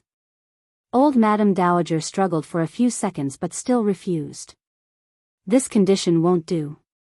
Xiaobao, change it. Xiaobao waved his little hand impatiently. Forget it. Adults are so wishy-washy. I'm so annoyed. I'm going back first. He moved closer to Bailey Yi and chuckled. Bailey Yi, I'll be leaving first. I'll come back to see you tomorrow. I'll bring you something fun tomorrow. Regardless of whether Bailey Yi was pretending or not, it was very boring to just sit there all day. He would be kind and save him this time. After all, he was a good person. Xia Xiaobao stroked his chin and smiled proudly. Old Madam, the old butler looked at Xia Xiaobao, who was skipping away, with an awkward expression. Forget it, let him go. Xiao Yi is no longer against other people touching her. That's already a huge improvement. Old Madam shook her head. In the living room, Xia Dong heard footsteps running up the stairs. She looked up and saw Xiaobao running over with a smile. She hugged him and wiped the sweat off his forehead. Baby, why are you running so fast? How's Xiao Yi's condition? Is it serious? Xiaobao puffed up his cheeks and thought for a few seconds. It seems quite serious. He didn't pay attention to me from beginning to end. I just kept talking to myself. Xia Dong's body stiffened, and her expression turned ugly. Xiaobao rolled his eyes and said, but I heard from that grandma that his condition is getting better. He didn't scream when I touched him. Xia Dong's frown eased. As long as there was hope for him to get better, it was fine. Holding her son's hand, she walked out of Bailey's house. Xia Dong went to the parking lot to get her car. She saw a Lamborghini drive over and stop in front of her. The car door opened, and a handsome and tall figure stepped out of the car. He was wearing a black shirt with the top 2 buttons unbuttoned, revealing his sexy chest. He wore tight jeans that hugged his enchanting waist and perky butt. He wore a pair of sunglasses that revealed his high nose and thin lips. He swung his beautiful long legs gracefully, and his devilish aura was unstoppable. She hadn't seen Bailey Yun for more than a month. She didn't expect him to be even more devilish than before. Bailey Yun put a finger to his mouth and whistled. A snow-white furry thing suddenly jumped out of the back seat of the Lamborghini. It happily swung its long fur and pounced on Bailey Yun. All right, Daodu, stop fooling around. Bailey Yun patted the big dog's head and ruffled it. A handsome man who looked thin and weak walked over gracefully with a big dog that weighed more than 50 kilograms. Xiao Bao tugged at Xiaodong's arm. "Mom, what kind of creature is that?" Xiaodong whispered, "Son, that's the legendary Tibetan Mastiff." Bailey Yun took off his sunglasses and raised his foxy eyes. His lips curved into a cold smile. "Oh, isn't this the fiancé of the great CEO Beitang?" Xiaodong's mouth twitched. "Fox, we haven't seen each other for more than a month. Is it necessary to mock me as soon as we meet?" Bailey Yun's smile was cold. "So you still remember me? I'm really honored. It's harder than ascending to heaven to see you." This woman had gotten engaged out of nowhere. He wanted to ask her about it, but he was always stopped by strange people. Later, he heard that she was sick. When he went to her house, the nanny said that she wasn't around. In short, it was harder than ascending to heaven for him to see her. "Fox, is there a misunderstanding here?" Xia Dong had never seen him looking for her. She was also entangled with trivial matters and had never contacted him. Bai Liyun took a deep breath. His beautiful foxy eyes narrowed as he said indifferently, "Forget it. I'll be angered to death by you sooner or later if I bicker with a heartless woman like you. Hey, you're not allowed to reject my calls anymore." "I didn't." Xia Dong immediately retorted. "I didn't receive any calls from you at all." Bailey Yun frowned. His eyes suddenly turned cold and he stretched out his hand. "Give me your phone." Xia Dong was puzzled. She took out her phone and handed it to him. He took the phone and fiddled with it for a while. Suddenly, he sneered. "You've blacklisted my name.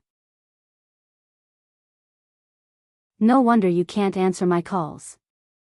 "I've never done that before." Xia Dong hurriedly explained. "You don't have to explain. I think I know who did it." Bailey Yun's lips curled into a sloppy smile. "It seems that your fiancé is very strict with you. This Mika Keto is really going all out to get rid of her love rival." Xia Dong instinctively retorted, "No, Brother Shen isn't that kind of person." Bailey Yun's heart suddenly ached, but he still had a frivolous smile on his face. He pinched a strand of her hair with his fingers and leaned over to smell it. "How intimate. No wonder you two even have a child." He glanced at Xiao Bao, who was standing beside Xia Dong's feet. "Fox, Xiao Bao isn't," Xia Dong wanted to explain, but she swallowed her words. "Forget it. You can think whatever you want. Xiao Bao, let's go." She opened the car door and carried her son into the car. She sat in the driver's seat expressionlessly. Damn it. Why didn't she explain? Was she really going to run away with another man? Bailey Yun gritted his teeth as he watched Xia Dong drive away. He was so angry that he stomped his feet. Lil P jumped over and rubbed her furry face against Bailey Yun's arm. Bailey Yun smiled bitterly. "Lil P, it seems that you're the only one who knows me best in this world." Lil P rubbed against him affectionately. He chuckled and led Lil P to the old mansion. "What are you doing here?" Old Madame Dowager got angry when she saw Bailey Yun's sloppy attitude. Of course, she did not treat him well. Bailey Yun lowered his eyes to hide the coldness that flashed across his eyes. He stroked Lil P's furry head and said, "Didn't the psychotherapist say that raising animals is good for treating autism? That's why I brought Lil P over to accompany Xiao Yi." Lil P stuck out her long tongue and stared at old Madame Dowager eagerly. She wagged her furry tail in a fawning manner. Unfortunately, she was too small to be cute even if she tried to act cute. Old Madame Dowager frowned in disdain and pointed at the huge creature in the living room. "Are you sure this fellow won't scare Xiao Yi?"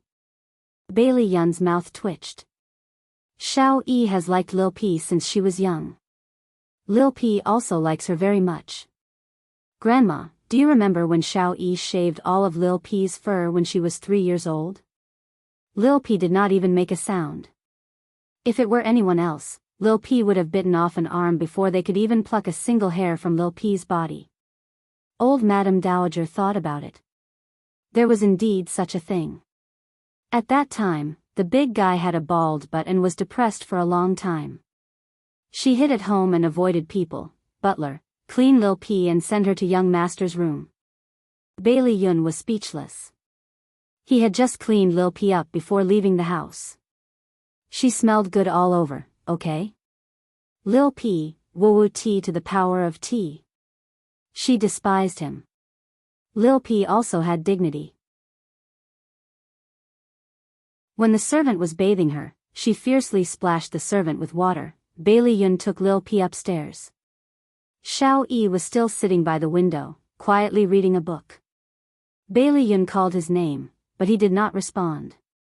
Lil P barked at him twice, but he ignored her. Bailey Yun felt sad. When he first found out that Xiao Yi was autistic, he thought it was a prank by Xiao Yi.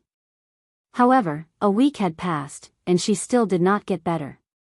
Bailey Yun started to worry. He specially brought his beloved dog over to accompany Xiao Yi. Compared to the silent Xiao Yi now, he missed the little devilish Xiao Yi very much. Bailey Yun bent down and wanted to rub Lil P's head. However, he was worried that it would agitate Lil P, so he could only give up and sit beside him. He stretched out his long arm and hugged Lil P's furry head. He chuckled softly and said, "Xiao Yi, look who I brought over for you." There was no response. Lil P was disliked before, and now he was being ignored again. She was unhappy. She rubbed her head against Xiao Yi's head and licked his face with her long tongue, leaving saliva all over his face. Her furry paws were not idle either. From time to time, she would bend her legs and jump around like a frog to attract his attention. Xiao Yi still did not respond. Lil P was so tired that she was panting. She lay on the ground and looked at Bailey Yun with tears in her eyes. Bailey Yun smiled and stroked her head. "Lil P, you're not working hard enough. Look, Xiao Yi is still ignoring you. Woo-woo, don't hurt a dog like this." Ad. Hongcha 866.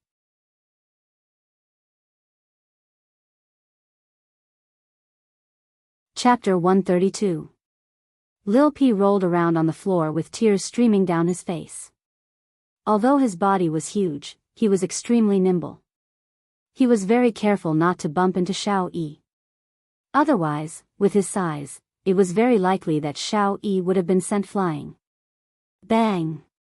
He knocked over a chair and knocked over a pile of books. Lil P rolled around agitatedly among the books all over the floor, his fur flying everywhere. In the past, Xiao Yi loved to make him roll around on the floor. Bailey Yun carefully observed Xiao Yi's reaction. His eyes seemed to move a little. Bailey Yun hurriedly gestured to Lil P. Lil P rolled in front of Xiao Yi and rubbed his face with tears brimming in his eyes, trying to please him. Xiao Yi's eyes moved again. He slowly reached out his small hand and gently stroked Lil P's furry face. "Ow, ow," Lil P howled excitedly. He sang loudly and happily rubbed against the back of his hand. Bailey Yun was as excited as Lil P. He hugged Lil P's head and kissed him fiercely. His eyes were shining with joy. "Lil P, good job. We'll leave Xiao Yi to you. You have to be responsible for curing him." The butler, who was guarding the door, ran away in tears. "Old madam, young master's condition has improved again." Asterisk on the way home, Xia Dong had already made a big decision. She was going to attend an autistic rehabilitation therapy class to learn related knowledge and help Xiao Yi recover as soon as possible. Now that she had resigned, she had a lot of time to do what she wanted to do.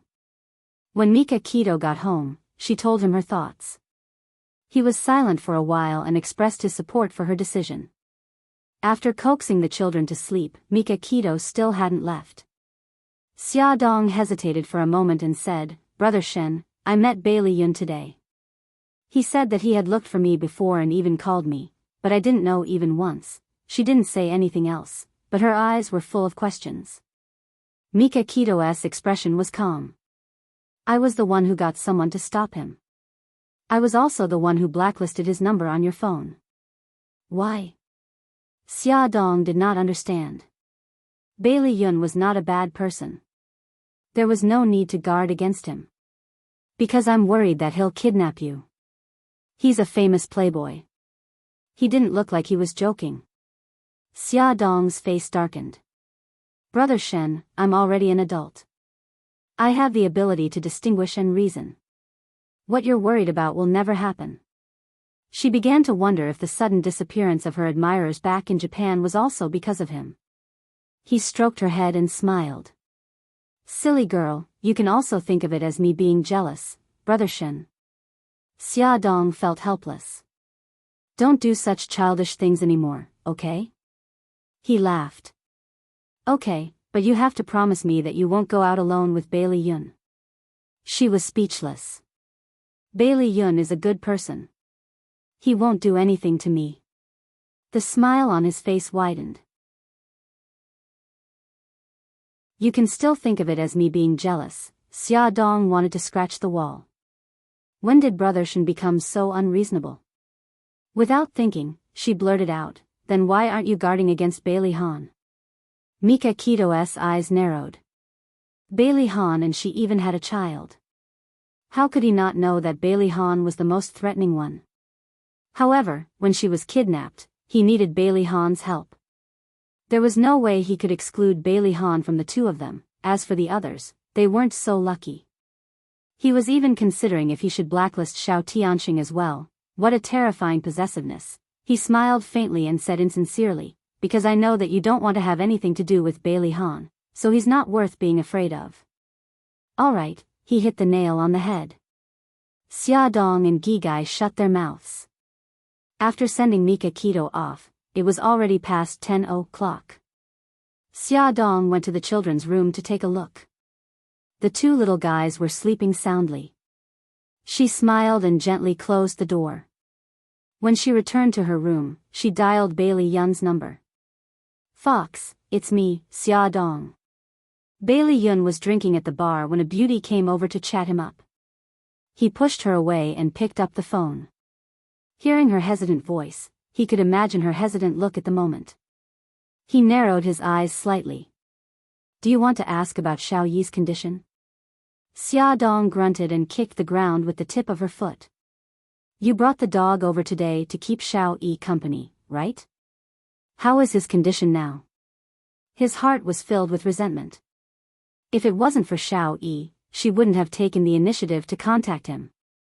Although he was unhappy, he still told her about Xiao Yi's condition in detail, including how he began to sense the outside world and took the initiative to touch Lil P. Xia Dong was overjoyed. She said nervously, Fox, I want to see Xiao Yi. Do you have any way to help me? Bailey Yun's tone softened a little. You know that my grandma treats Xiao Yi like a treasure and protects him tightly. It's impossible for you to get close to him. She smiled awkwardly. I know. Just pretend that I didn't ask. Bailey Yun's lips moved. He wanted to say something but didn't. Xia Dong said softly, Fox, I didn't contact you for a long time because something happened to me. I didn't mean to ignore you. Don't be angry, okay? Idiot. Bailey Yun scolded softly. He wasn't angry because of this. He was angry because he didn't hear from her and had worried him for so long. They finally met, but she was still holding her and Mika Kito's son. She tried to please him in a small voice. Go ahead and scold me. Remember to forgive me after you're done. Bailey Yun was angry and amused at the same time. When he imagined her carefully trying to please him, his heart softened. He coughed and pretended to be fierce as he shouted at her, What's going on with you and Mika Kito? Didn't you say that you didn't want to get married? Why do you want to marry him? Or do you just not want to marry me? He shouted a lot. Xia Dong rubbed her ears in distress. Okay, I'll be honest. Actually, this is a misunderstanding. Brother Shen's proposal was just an act. So, you're not engaged? Bailey Yun was ecstatic. He stood up quickly, scaring the beauty who was about to approach him. Yes, I'm only telling you. Don't tell anyone else. Xia Dong dug her ears. Why? Bailey Yun was very dissatisfied. Did she want to make the act with Mika Keto real? Xia Dong wanted to poke his head with her finger. Are you stupid? If your family finds out that I don't have a fiancé, they'll definitely think that I'm trying to seduce your brother. My engagement status is my protection. Bai Lian narrowed his eyes and impatiently pushed away the beauty who was trying to strike up a conversation with him. Alright, this reason is still reasonable. But I'm warning you, you're not allowed to turn the act into reality with Beitang Shen. Even if they were to turn the act into reality, it would be with him. Okay. She wouldn't make the act real with anyone. Hearing his exasperated voice, she felt very warm. Finally, she didn't lose him as a friend. He was silent for a moment before he finally asked, Xia Xia, Xiao Bao and Xiao Guai, are they really Mika Keto's children as the newspaper said? She gripped the phone. Fox, is it important who the father of the children is? It's very important. I really want to know. He had been absent from her life for 5 years. He already felt that he couldn't catch up with her, let alone 2 children suddenly. She said softly, I'm sorry, I can't tell you. He was silent for a long time, so long that Xia Dong mistakenly thought that he had hung up the phone. He suddenly said, it's fine if you don't want to tell me. One last question. Do you love the father of the children? She thought about it seriously and said, no. Bailey Han was very good. She only felt sorry for him, not love. Bailey Yun heaved a sigh of relief. As long as she didn't love him, at least he still had a chance. The next day, Xia Dong sent Xiao Bao to the old Bailey mansion on time. She was blocked downstairs by the butler again. She sat in the living room waiting for her son. She was holding a magazine in her hand, but she couldn't read a single word. In front of the old Bailey mansion was a wide lawn and garden. Through the window, she saw servants weeding and catching insects in the garden. There was also a servant under the grape trellis, bathing the Tibetan mastiff named Daodu with a shower head. Whoa, the Tibetan mastiff's huge body suddenly jumped up. Its long fur fluttered, and the poor little maid was drenched in water. Xia Dong was speechless. She saw clearly that the little maid was bathing Daodu as if she was bathing her enemy. She was scrubbing its fur fiercely. It would be strange if it wasn't angry. It seemed that she had no experience in taking care of pets.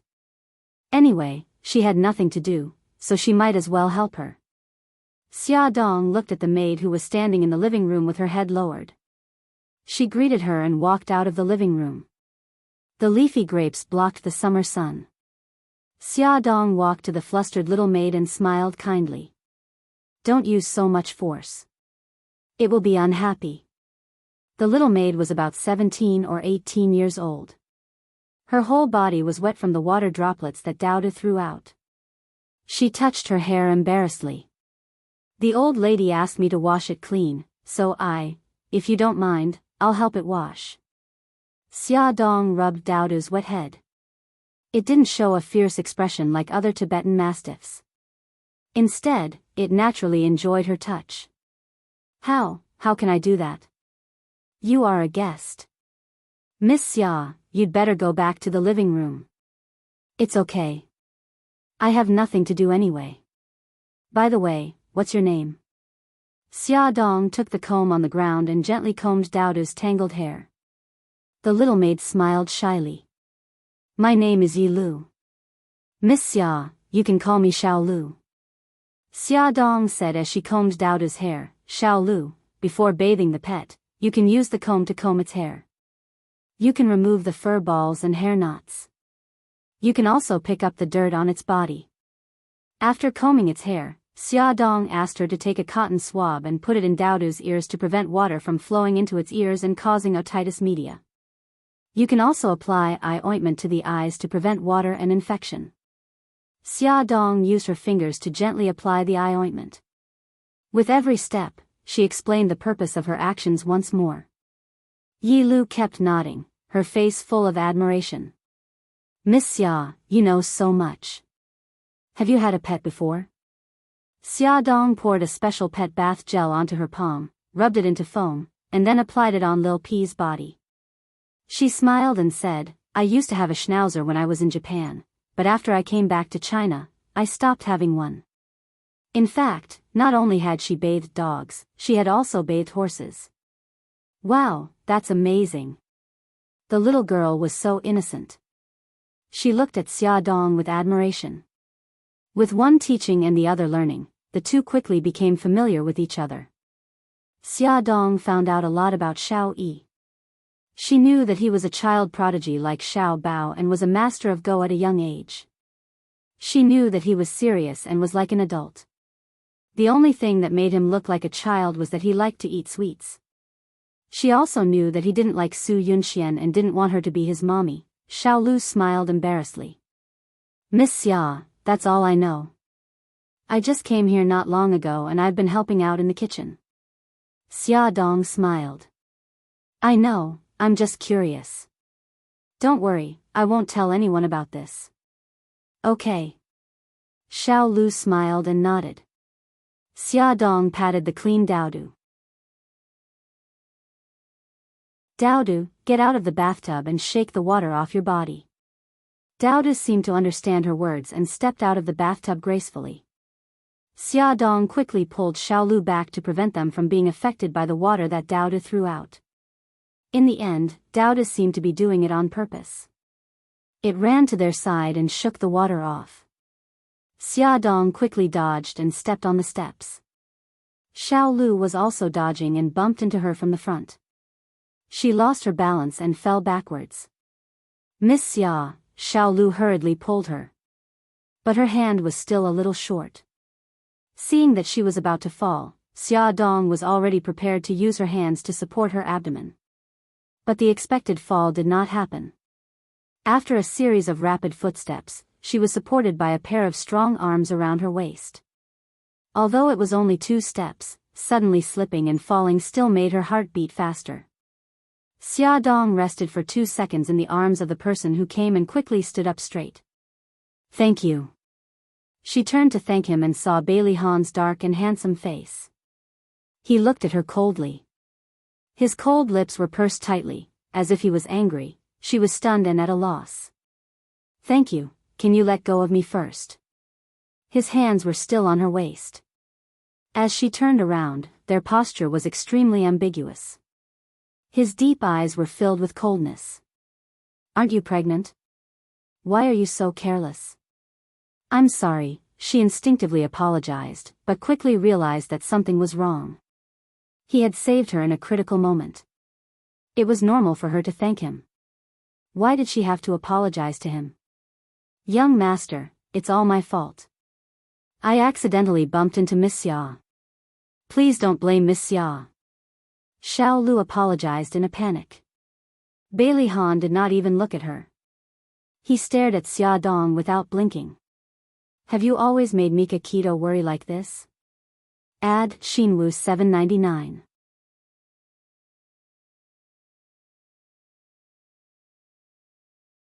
Chapter 133. She was already an adult. Why did she feel so ashamed after being mocked by him? Was she really too worrisome? She lowered her head and refused to look at him. Please let go of me before you teach me a lesson, Bailey Han snorted coldly. He wanted to strangle this woman who made his heart beat faster. However, he didn't let go. Instead, he forcefully held her waist and brought her to the flat ground before slowly retracting his hand. Xiaodong slowly exhaled. She touched the tip of her nose and smiled. Why are you back so early today? As a workaholic, shouldn't he work until 7 or 8 o'clock before coming home? It was only 4 o'clock now. Why was he here? Bailey Han was in a bad mood. Even his tone wasn't good. This is my home. Do I need to report to you when I come back? No need, no need. Young master, you can do whatever you want. Xiaodong wiped her sweat. She must be crazy to ask him such an idiotic question. He was a big boss and could skip work at any time. What are you waiting for? Why aren't you leaving? Bailey Han took 2 steps and found that Xia Dong wasn't following him. He frowned impatiently. Xia Dong scratched her head. "Where are we going?" He snorted. "Don't you want to see Xiao Yi?" Oh, yes. You agree to let me see him?" A look of surprise quickly appeared in her eyes. He grunted. Although his face was still sour, his mood was much better. Stupid woman, why did she think he came back early? He knew that Grandma wouldn't allow her to visit Xiao Yi, so he came back early to take her to see their son. He kept comforting himself that he wasn't helping her. He just wanted to know why she wanted to see Xiao Yi. They walked one after the other to the old mansion. They didn't know that a pair of clear eyes had already seen the scene. Bailey Yi stood on the balcony like a statue. From this angle, he could see everything that was happening under the grape trellis. "Hey, you annoying fellow, what are you doing on the balcony? Come and look at my puzzle." Xiao Bao was yelling angrily in the room. He was kind enough to bring the jigsaw puzzle along to play with him, but this annoying fellow ignored him. Bailey Yi's small fingers gripped the iron railing tightly. If someone was by his side, they would definitely see the anger in his eyes. "Hey, I'm calling you." Xiao Bao swayed his little butt as he ran over. He nudged Zhang Zian's arm and said proudly, "Most people would take 3 days to complete that puzzle, but I only took half an hour. I'm amazing, right?" As soon as he finished speaking, Xiao Bao's body suddenly rushed out and fell to the ground with a bang. He glared at Bailey Yi angrily. "Bailey Yi, how dare you push me? Why did you push me?" Xiao Bao was furious. He was trying to make Zhang Zian happy, but Zhang Zian pushed him to the ground without any explanation. He really didn't know what was good for him. Xiao Bao got up from the ground angrily. He rolled up his sleeves and rushed up to Bailey Yi with puffed-up cheeks. He pushed Bailey Yi's small chest and shouted angrily, "Tell me, why did you push me?" Bailey Yi looked at him expressionlessly. His gaze was so cold that it didn't seem like a child's. Xiao Bao was stunned for a moment, but he quickly reacted. He grabbed Zhang Zian's collar, bared his little white teeth, and lowered his voice to avoid the butler waiting outside the door. "Bailey Yi, I'm telling you, I don't care if you're pretending or not. Don't throw a tantrum with me. If it wasn't for my mommy, I wouldn't have bothered with you." Xiao Bao knew that his eyes weren't playing tricks on him. When Zhang Zian mentioned his mommy, he clearly saw Bailey Yi's gaze change. It became sharp and angry. The next second, Bailey Yi's hand also grabbed Xiao Bao's collar. The 2 brats wrestled with each other. Just as they were fighting fiercely, an angry voice came from the door. "What are you doing? Stop it right now." It was Bailey Han's voice. Bailey Yi instinctively let go of his hand, but Xiao Bao was still holding on to his clothes. Xia Dong scolded, "Xiao Bao, let go of him." Xiao Bao then let go of Gigai. The 2 children's clothes were messy, and they stood in the middle of the room with their faces covered in dirt. The 2 adults looked at them sternly. Bailey Han stared at his expressionless son. He was angry and helpless. Xia Dong glared at Xiao Bao, exasperated. "Xiao Bao, what's going on? I asked you to play with Xiao Yi, but you started fighting with him." Xiao Bao puffed up his cheeks angrily and glared fiercely at Xiao Yi. "Who told him to push me first? I was just defending myself." Xia Dong choked at his words and said angrily, "Defending yourself? That was revenge. Xiao Yi pushed you, so you had to push him back. Xiao Bao, have you forgotten what mommy told you?" He raised his chin indignantly. "I didn't forget. Mom, who's your son? Why are you siding with someone else's child?" Xia Dong's body froze, and the blood drained from her face. Her face turned pale, and she clenched her fists involuntarily.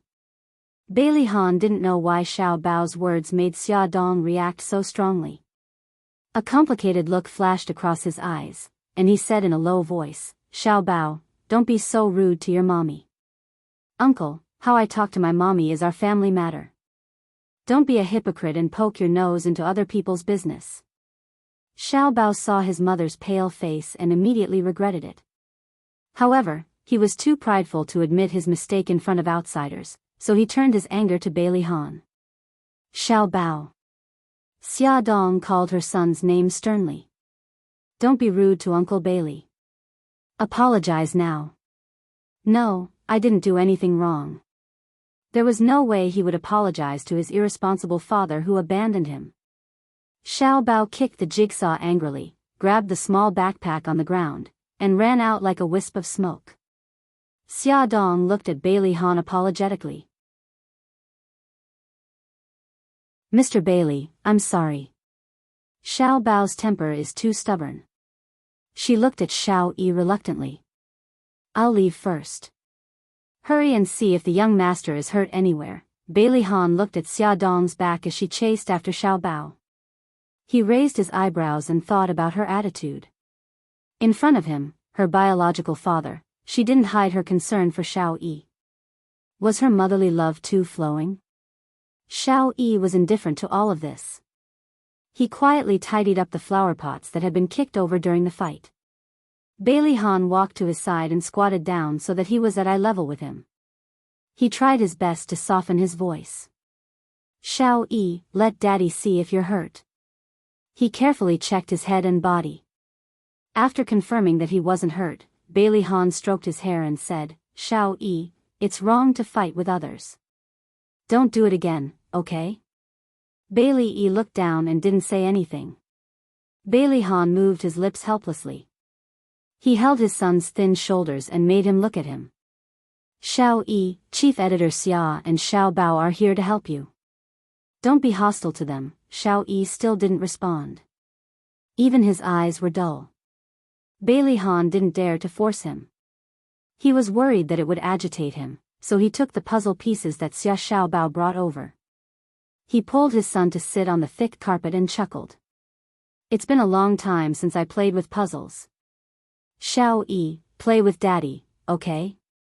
He took apart the castles that he had pieced together and messed them up. Then he held his son's little hand and led him to find every piece of the puzzle. Gradually, when Bailey Han let go of his hand, Xiao Yi took the initiative to help him find the puzzle pieces.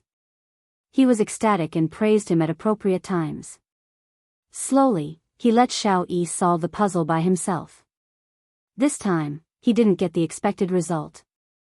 The disappointment only lasted for a moment and was replaced by joy. Compared to when he had just returned from the hospital, Xiao Yi had improved a lot. Bailey Han believed that Xiao Yi would recover soon. In the BMW, Xia Dong drove seriously. She didn't even look at Xiao Bao, who was sitting in the front passenger seat. Xiao Bao carefully moved his face closer and said pitifully, Mommy, don't be angry anymore. As soon as they got in the car, Xiao Bao tried to please Xia Dong, but she didn't look at him. Xia Dong snorted. You still know that I'm your mommy? Of course I know. Finally, his mother paid attention to him. He quickly raised his chubby little hand. Mommy, I know I was wrong. I won't do it again.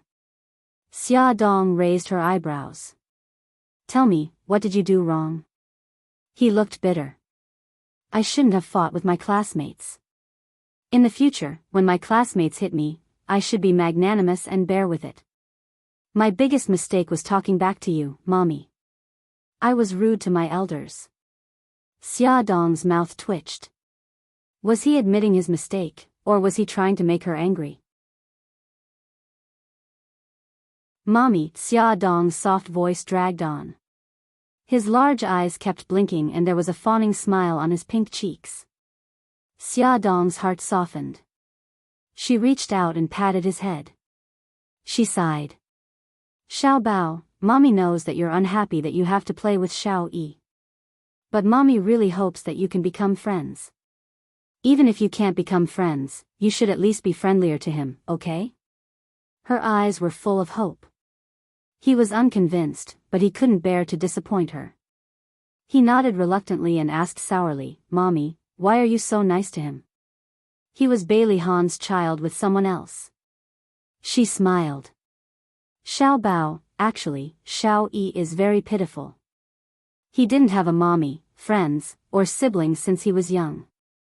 Would you be willing to swap places with him? He shook his head like a rattledrum. No way. Although he didn't have daddy's love, he had his mother and Uncle Shen who doted on him. He also had a super cute sister. Oh right, there was also his great aunt and Auntie Yi. There were so many people who loved him. He didn't want to become Bailey Yi. So, are you willing to treat him better? Xia Dong guided him patiently. He nodded. His beautiful eyes were as clear as spring water. She ruffled his hair. Good boy. Awesome novel. Songshu 566.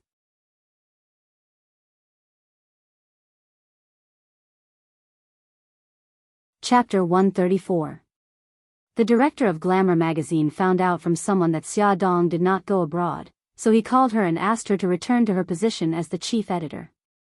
Xia Dong politely declined. She had to take care of Xiao Guai and attend the autistic therapist training. She did not have the energy to devote to her work. She walked the streets and searched for many delicacies, especially desserts. She specially bought different types of desserts for Xiao Bao to bring and share with Xiao Yi. As usual, the housekeeper led Xiao Bao upstairs while Xia Dong sat in the living room. The housekeeper helped Xiao Bao carry an exquisite food container and a bag of toys upstairs. After sending him to his room, the housekeeper closed the door and waited outside. When Xiao Bao entered, Xiao Yi was playing a jigsaw puzzle alone. Xiao Bao chuckled and ran to his side. I'm not playing jigsaw puzzles today. I brought something new for you. He did not care if Xiao Yi ignored him and dragged the bag of toys over. In the Mickey Mouse pattern pocket, there was a small hemp dartboard. He took the dartboard out of the pocket and said, "Let me tell you, I'm a dartboard expert. Looking at you, you must have never played before. But don't worry, I'll teach you." Xiao Bao patted his chest proudly and ran around the room like a gust of wind. He quickly found a place to set the dartboard and stood on a stool. After setting the dartboard, he casually took out a dart and glanced at Xiao Yi, who was focused on the jigsaw puzzle. "Hey, watch carefully. I'm going to shoot the dartboard." After shouting for a long time, Xiao Yi still ignored him. Wah, this annoying guy is not cooperating at all. Xiao Bao glared at him angrily and vented his anger on the dartboard. He mustered all his strength and threw the dart in his hand. Swoosh! It hit the bullseye. Xiao Yi looked up at lightning speed and then quickly looked down. Xiao Bao clapped happily. He had not practiced for a long time, but his skills had not deteriorated. He turned around proudly and wanted to show off. Unfortunately, the other party did not even look at him. He shot a few darts and hit the bullseye. Unfortunately, no one appreciated it. Little Treasure scooted over to Little Wingsy's side and sat down. He supported his forehead with one hand and sighed sadly. Why did he have to accompany this taciturn person during the summer vacation? He used his elbow to poke Xiao Yi, who was working hard. Bailey Yi, I'm curious. Are you pretending? If he was pretending, how could he endure it for so long? If he was in Xiao Bao's shoes, he would not be able to endure it. Bailey Yi, Little Treasure changed his position and lay on the ground looking at him. He propped up his chin with both hands and said with a gossipy expression, "Tell me quickly. Is it an act? By the way, your daddy cancelled the wedding. Is that annoying woman very sad and angry?" Unfortunately, I did not get to see her reaction. His pink lips chattered non-stop. Bailey Yi tightened his grip on the platter as if he was trying to restrain himself. Although it was a subtle movement, Xiao Bao still noticed it. Little Treasure suddenly grabbed his finger and laughed mischievously. "Do you think I'm long-winded and irritating? Let me tell you, irritating is the right thing to do. As long as you ignore me, I'll kiss you endlessly and annoy you to death." Bailey Yi tried to break free from Xiao Bao's grip but failed. Xiao Bao smiled. He grabbed a dart with his other hand and stuffed it into Xiao Bao's hand. "Here.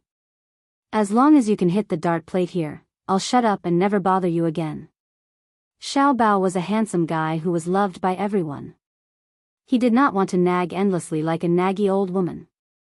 He had put in so much effort to implement his mother's treatment plan. Bailey Yi's eyes moved as if he was hesitating. Xiao Bao waited quietly. He was not in a hurry. After nearly a minute, Bailey Yi reached out and took the dart. He stood up from the ground and stood up straight. He raised his right arm and threw the dart. Swoosh! The dart deviated from its original trajectory and shot out of the dart plate. Ha ha ha! Xiao Bao hugged his stomach and rolled around on the ground happily. So there were things that this annoying guy was not good at. Bailey Yi's face darkened. He pursed his lips and clenched his small fists. He looked like he wanted to pounce on the guy who laughed at him and beat him up. Xiao Bao rubbed his stomach that was hurting from laughing too much, then rubbed his cheeks that were stiff from laughing too much. All right, don't look so glum. I'll teach you. Watch carefully, this is how it should be. He casually picked up a dart and did a standard demonstration. Bailey Yi turned his head away awkwardly and ignored him. Don't be so stingy. It's not like you'll lose anything if you get laughed at. Xiao Bao sighed and frowned. Kids are so troublesome. Bailey Yi's cheek twitched uncontrollably as the side of his face was facing him. In the end, Xiao Bao still could not coax Bailey Yi to learn darts with him. Xiao Bao scratched his head in frustration. He suddenly remembered something and his eyes lit up. He quickly ran to the table and took the food box from it. As soon as he opened the lid of the food box, the aroma of food wafted out. Layer by layer. Like peeling bamboo shoots, Xiao Bao took out the small boxes one by one and placed them on the floor. The fragrant pastries immediately attracted Bailey Yi's attention. Xiao Bao quickly handed him a pair of sanitary chopsticks. Don't be shy. Hurry up and eat. Bailey Yi did not take the chopsticks. Instead, he averted his gaze. Xiao Bao's bright black eyes rolled around. 2 little dimples appeared on his rosy cheeks. He picked up a pastry and took a bite happily. Wow, it's so delicious. It's fragrant and crispy. It's sweet and not greasy. It's so delicious. Bailey Yi swallowed his saliva quietly. Suddenly, his vision blurred. Xiao Bao was already in front of him. He picked up a pastry with his chopsticks and fed it to him. Hurry up and eat. It won't taste good when it's cold. Let me tell you, other than Xiao Guai, no one else has ever received such high treatment before. If you weren't my friend, I wouldn't have fed it to you. Friend? Bailey Yi was stunned. His mouth opened involuntarily. The pastry melted in his mouth. It had the fragrance of roses. It was sweet and soft. It was really delicious. He couldn't help but chew. Xiao Bao smiled brightly and handed him another piece of red date cake. Try this. It's delicious too. Bailey Yi did not refuse and reached out to take it. Xiao Bao beamed and said proudly, It's delicious, isn't it? My mommy heard that you like sweets and specially went to many places to buy it. Before he could finish his sentence, Bailey Yi threw away the red date cake in his hand and ran to the trash can to spit out the food in his mouth. Finally, he angrily kicked the pastries on the ground and kicked them all over the floor. Are you crazy? My mommy spent a lot of effort to buy those. Xiao Bao ran over to stop him. However, he seemed to be even crazier. Not only did he kick the pastries, but he also screamed in agitation. Xiao Bao did not dare to go near him. The butler guarding the door heard the commotion and immediately pushed the door open. He said nervously, Young master, don't be agitated. Take a deep breath. Xiao Bao stared blankly at Bailey Yi. Something flashed through his mind, but he couldn't grasp it. Young Master Qi, you should come out first. The butler wiped the sweat from his forehead. Xiao Bao glanced at Bailey Yi and walked towards the door. After a few steps, he suddenly turned around. Bailey Yi, do you hate my mommy? He finally grasped that little bit of information. It seemed that every time he mentioned his mommy, Bailey Yi would have abnormal emotions. Bailey Yi's screams gradually stopped. Xiao Bao bit his lip and stared at him hatefully. You really hate my mommy. Let me tell you, my mommy is different from that annoying woman. My mommy is really good to you. Young Master Qi, don't say any more. Let's go downstairs first. The butler was drenched in cold sweat. He was so worried that the young master would lose his temper again. Don't think of everyone as a bad person. My mommy doesn't want to marry your daddy. Xiao Bao huffed. He picked up his little backpack and ran downstairs. That bastard Bailey Yi. He must think that mom helped him to get close to Bailey Han. That's why he hates her. Bailey Yi looked at the food spilled everywhere without any expression on his face. Xia Dong held the hand of a fuming Xiao Bao as they walked out of Bailey's house. Baby, why are you so unhappy? Xiao Bao huffed. It's all Bailey Yi's fault. He threw the food mom bought for you everywhere. He doesn't like you. He thinks you helped him to marry Bailey Han. Xia Dong tightened his grip on his hand. Is this what little Wingzy said? He's willing to talk. Of course not. I guessed it. It wasn't hard to guess his thoughts. No child would want someone else to be their daddy or mommy. Just like Xiao Bao himself, he didn't want another man to be his daddy. Of course, he didn't want Bailey Han to be his daddy either. So, in comparison, Uncle Shen was the most suitable. Xia Dong's mouth twitched. I think you're overthinking it. The mother and son were walking to the parking lot when a high-class sports car suddenly drove over. Su Yunxian elegantly got out of the car. She smiled faintly. Xia Dong, I didn't expect to see you here.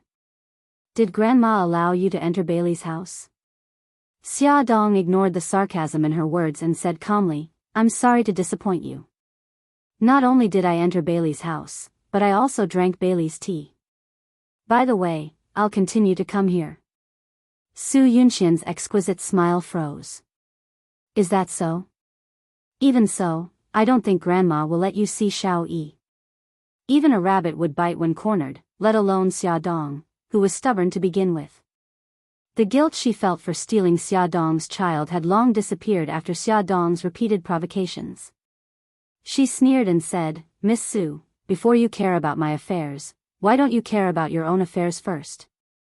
I heard that the reporters want to know why President Bailey canceled the wedding. Beauty novel, Songshu 566.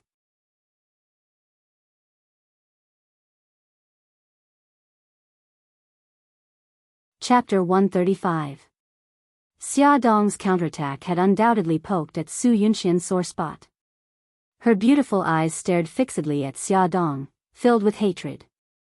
If it weren't for Xia Dong's existence, she would have long become the mistress of the Bailey family. Damn it, it's all that B*TCH's fault. She gritted her teeth and squeezed out a smile. Even if Han and I call off the wedding, don't even think about marrying him. Based on what you did back then, you have no right to stand by his side. Xia Dong smiled faintly. Miss Su, I suggest you see a psychiatrist. Your paranoia is really getting worse. Su Yunxian's expression turned ugly. She took a step forward and seemed to want to say something. Xiao Bao shrank his neck in horror and hid behind Xia Dong. Mommy, paranoia is really scary. Let's stay away from this auntie. Xia Dong stroked her son's hair seriously. That's right. Paranoia is really scary. Baby, remember to stay 10 meters away from this auntie when you see her in the future. No, you should stay as far away from her as possible. Yes, yes. Mommy, I'll remember. The mother and son got into the car as if there was no one else around. Su Yunxian was left alone on the spot, gritting her teeth in hatred. Xia Dong was about to start the car when she saw her son take something out of his small bag. He rolled down the car window and aimed at Su Yunxian's car tires and shot it. As his actions were extremely fast and there was no sound during the shooting process, Su Yunxian, who had already turned and walked towards the Old Bailey mansion, naturally didn't see it. However, Xia Dong saw it clearly. She raised her eyebrows. "Baby, what are you doing?" Xiao Bao waved the thing in her right hand and smiled like a little fox. "My secret weapon, pear flower storm needles. Once I see blood, I'll destroy that damn auntie's tires." The corner of Xia Dong's mouth twitched. Brother Shen must have given him another inexplicable hidden weapon. She rubbed his head and said, "Well done, worthy of praise. However, this thing is very dangerous. You have to be careful when using it." Worried that he wouldn't know what to do, she thought for a moment and said, "When you use it, you have to be clear about the situation. For example, if you have a conflict with a child, you can't use it against them. If you're facing a kidnapper or a bad guy, you have to use this weapon without hesitation. Do you understand?" "I know. Don't confuse me with a 3-year-old child." Xiao Bao rolled his eyes impatiently. He already said that he was a genius. How could a genius not understand these things? Hey, little old man, you're only 4 years old." Xia Dong flicked his forehead in annoyance. "All right, buckle up. Mommy is going to drive." Su Yunxian was very annoyed by Xia Dong and her son, but when she saw the housekeeper, she still smiled appropriately. "Housekeeper, I'm here to see Grandma and Xiao Yi." "Is Grandma in?" The housekeeper said politely, "Miss Su, old madam heard that you're coming and is waiting for you in the study." "Okay, thank you." Su Yunxian went straight to the study on the 3rd floor. When she walked into the study, old madam was chatting with old master. The two elders were sitting on a rattan chair and chatting happily. The atmosphere was harmonious. "Grandma, Grandpa." Su Yunxian greeted them politely. "Yunxian, you're here. Come and sit here." Old madam pointed to the seat beside her and pressed the bell. Soon, a servant came in and served them tea. After chatting for a while, old madam suddenly said, "Yunxian, did something happen between you and Ahan? I think he's been a little strange recently." Old madam's words were too tactful. Bailey Han was not only strange, but he completely ignored Su Yunxian as if she was a stranger. Su Yunxian forced a smile, and her eyes revealed a touch of sadness. "I think Han is too tired. And something like this happened to Xiao Yi, sigh. Ahan's temper has been like this since he was young. He likes to hide everything in his heart." Old madam took her hand and patted it gently. "Yunxian, you have to understand him. Don't worry. When Xiao Yi recovers, I'll immediately hold your wedding. It'll definitely be a grand affair." Su Yunxian's eyes reddened with gratitude. "Grandma, thank you," old madam rebuked, "let's not be so formal. Tell your parents what I said just now so that they can feel at ease." "I know, Grandma.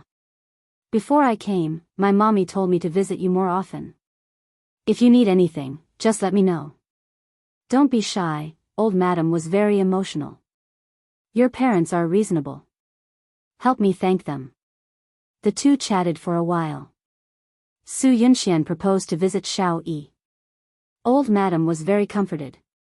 She went downstairs with her and walked into Bailey Yi's room. The room had been cleaned and tidied up. Bailey Yi leaned against the cushion, holding a small laptop and surfing the internet. Baby, look. Auntie Yunxian is here to see you." Although he did not respond every time she spoke to him, the old lady did not give up. "Xiao Yi, what are you busy with?" Su Yunxian bent down and stroked Bailey Yi's hair intimately. Xiao Yi. Su Yunxian anxiously walked forward, wanting to comfort her. Old madam suddenly said sternly, "Yunxian, don't go over there." "Grandma?" Su Yunxian looked aggrieved. The old madam paused and softened her tone. "If we go over now, it'll only make him lose control of his emotions. The best thing to do now is to ignore him and let him calm down." This was the method that Lin Yi, the psychotherapist, had taught her. "I see. I understand." Su Yunxian bit her lips and seemed to have made a very important decision. Grandma, I don't know why, but Xiao Yi gets agitated every time he sees me. In order not to agitate him, it's better for me to visit him less in the future. Old Madam also thought about this problem, but she was too embarrassed to bring it up. She did not expect Yunxian to bring it up herself. She immediately let out a sigh of relief. That's good too. Yunxian, it's been hard on you. Su Yunxian smiled. Of course not. We are all doing this for Xiao Yi's good. Grandma, I'll leave first. I still have something to do. I'll come to see you in 2 days. After saying goodbye to old Madam, Su Yunxian walked out of the old house. She was already depressed to begin with. Why was Bailey Yi so agitated every time he saw her? Was he pretending to be sick? Or was he really sick, but subconsciously remembered what she had done to him? Su Yunxian drove for more than 10 meters and realized that something was wrong. She got out of the car to check and found 2 very thin needles stuck in her tires. She was so angry that she stomped her 10-centimeter high heels. Fortunately, she did not drive too far. When she returned to the old house, she asked the servant to change her tires. After she started the car again, she thought for a while and felt that it was Xia Dong's doing. After all, that was Bailey's territory. Outsiders could not enter. The servant knew her and it was impossible for them to puncture her tires. Only Xia Dong had the motive to do this. Xia Dong, how dare you do such a childish thing? If Su Yunxian was not driving, she would have stomped on the ground to vent her anger. No, she could not be in a passive position anymore. She had to find a way to turn the situation around. It had been a month and a half since Su Xingqian was injured. Today was the day she removed the gauze on her face. Su Murong and Xia Jinqing were both in the hospital with her. The doctor carefully removed the gauze from her face. Su Murong saw her daughter's face clearly and her face turned pale. She almost fainted. Xia Jinqing was not any better. He trembled as he held his wife's arm. After removing the gauze, Su Xingqian could not wait to see her injury. Give me a mirror, quickly give me a mirror. Her vocal cords had almost recovered, but her voice was still a little hoarse. Su Murong snatched the mirror. Xingqian, promise mommy first. Don't get agitated. Okay, mommy, I promise you. Quickly give me the mirror. After Su Xingqian took the mirror, she became timid. She had already guessed the result from her parents' worried and heartbroken eyes. But in her heart, she still had a faint hope that a miracle would happen. She closed her eyes and took 2 deep breaths. She slowly opened her eyes. With just one look, she screamed in horror and threw away the mirror in her hand. She shrank into the corner of the bed in fear. That's not me, that's not me. Mommy, Daddy, quickly tell me that the scary person in the mirror is not me. It's not me. Su Xingqian hugged her head and cried in the wind. No, the face she saw was not hers. It definitely was not her. Her skin was clearly smooth and delicate, but the face in the mirror was dry like a withered tree bark. That face was bald, without eyebrows. It was covered with red and swollen scars and ravines. It was like a malicious spirit that crawled out from hell. That was not her, not her. Xingqian, don't get agitated. Listen to me. The doctor said that your face can be fixed by plastic surgery. It can be cured. Su Murong endured the sadness in her heart and hugged her wailing daughter. She kept comforting her. Xingqian, be good. Don't cry. Your tears will stain the wounds. Be careful of infection. You're lying to me, you're lying to me. It can't be cured at all. Su Xingqian struggled crazily and cried. My eyebrows, my nose, and my cheeks, it can't be cured. Some of the wounds on her face were so deep that the bones could be seen. How could it be cured? Even plastic surgery could not restore her original appearance. It will be cured, it will be cured. Believe in mommy. Mommy will invite the world's best plastic surgeon. They will definitely restore you to your original appearance. Su Murong could barely suppress Su Xingchen. Xia Zhenchen quickly went forward to help her hold Su Xingchen's arm. Xingchen, listen to mommy. Don't get agitated. Be careful of the wounds. Powerful novel, Hongcha 866.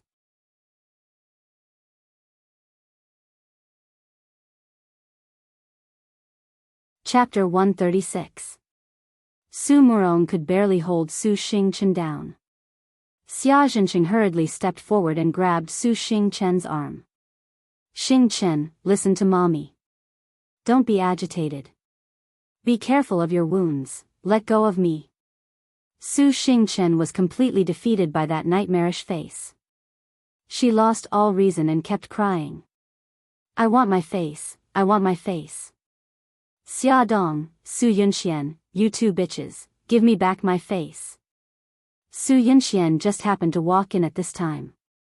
Su Murong was the first to see her. She smiled apologetically. Yunxian, you're here. Xingchen was agitated and her mind is a little muddled. Don't take it to heart. Su Yunxian put down the fruit basket in her hand. Aunt, I know. I won't be angry. Su Yunxian, I don't want your fake kindness. Get out now. Su Xingchen's hands were held by Xia Zhensheng and couldn't move. He kicked at Su Yunxian with his legs. Unfortunately, the distance was too far and he couldn't kick her. Xingchen, that's enough. Su Murong couldn't take it anymore and scolded Su Xingchen harshly. Look at yourself. Yunxian is magnanimous and didn't take it to heart that you hurt her. Not only do you not feel guilty at all, you even speak ill of her. Is this what I've been teaching you? Su Xingchen let out a wah sound as he began to cry. Su Yunxian comforted her gently. Aunt, don't be angry. I don't think Xingchen did it on purpose. She's just in a bad mood. Su Murong looked guilty. Xingchen was the one in the wrong and you're comforting me. Yunxian, you're such a sensible girl. Su Yunxian smiled. Aunt, uncle, Xingchen doesn't want to see me. I'll leave first. I'll come see her when she's in a better mood. Yunxian, thank you for coming to visit Xingchen. Be careful on the way. Xia Zhensheng held onto Su Murong's hand and couldn't let go.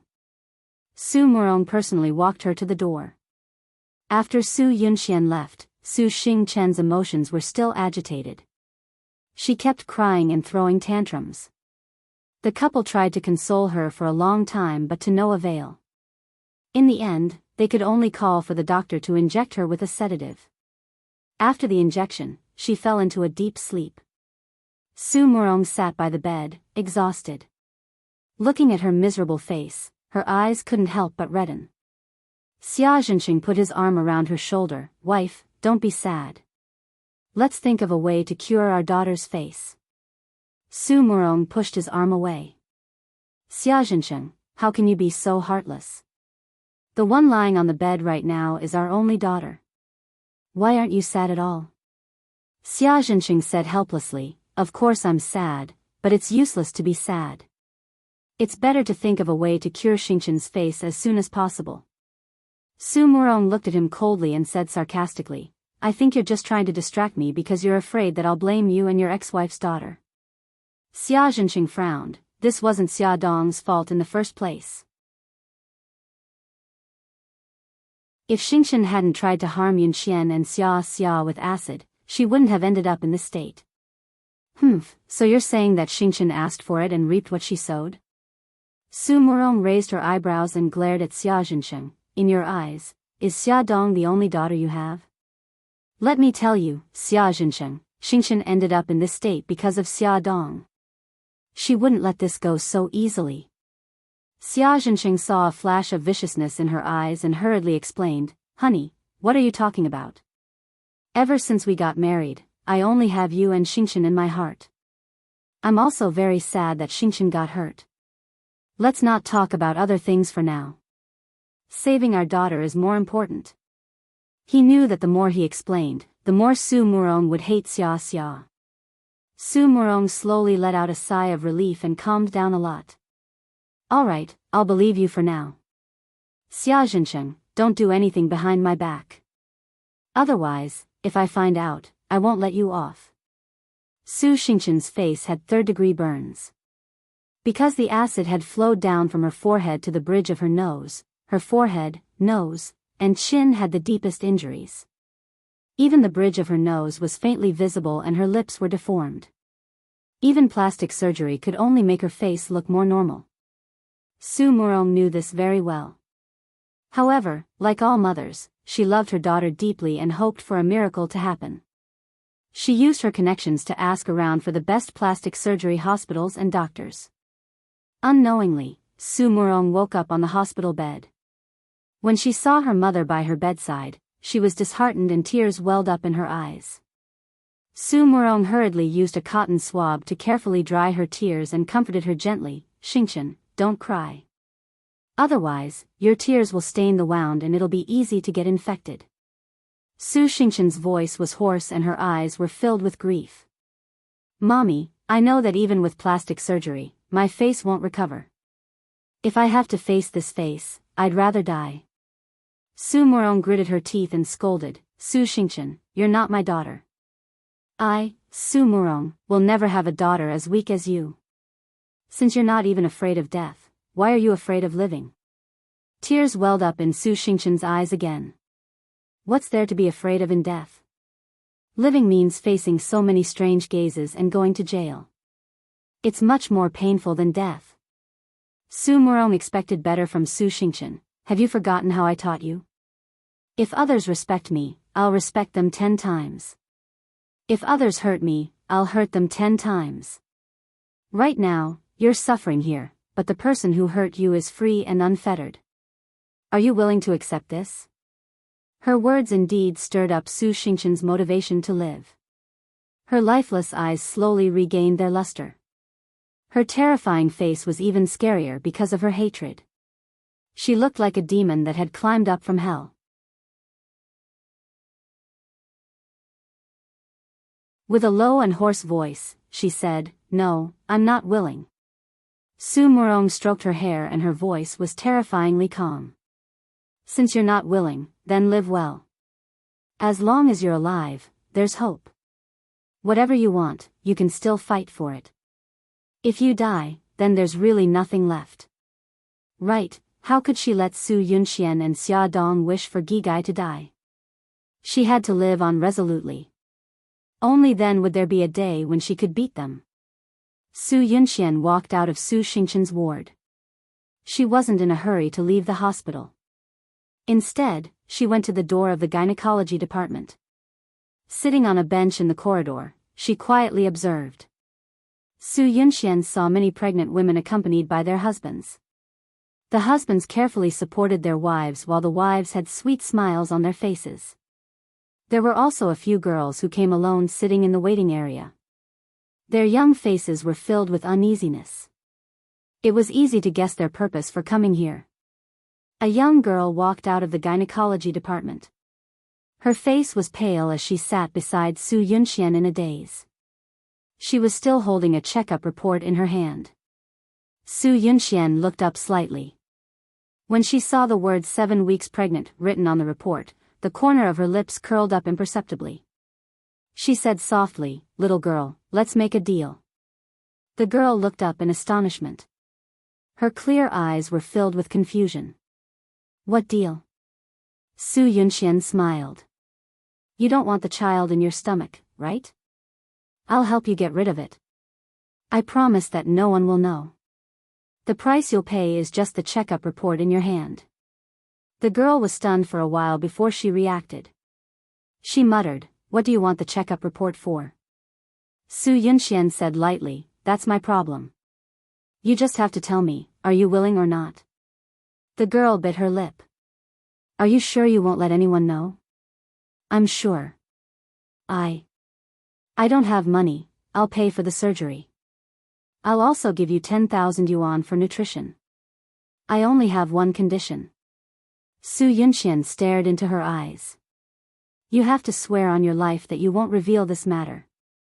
I promise I won't tell anyone. The girl raised her palm and swore seriously. In her eyes, it was this beautiful woman who had saved her. She had already regarded her as her benefactor. Su Yunxian smiled. Very good. Give me your phone number. I'll arrange the surgery for you as soon as possible. If you don't believe me, you can give me the checkup report after the surgery. Thank you. The girl told her phone number and thanked her solemnly. Shenghao Group. The president had been in a bad mood recently. It was a well-known fact among the employees of Shenghao Group. Even when they passed by the door of the president's office, they would deliberately walk lightly, afraid that they would accidentally disturb the black-faced god inside. After the meeting, Bailey Han strode back to his office.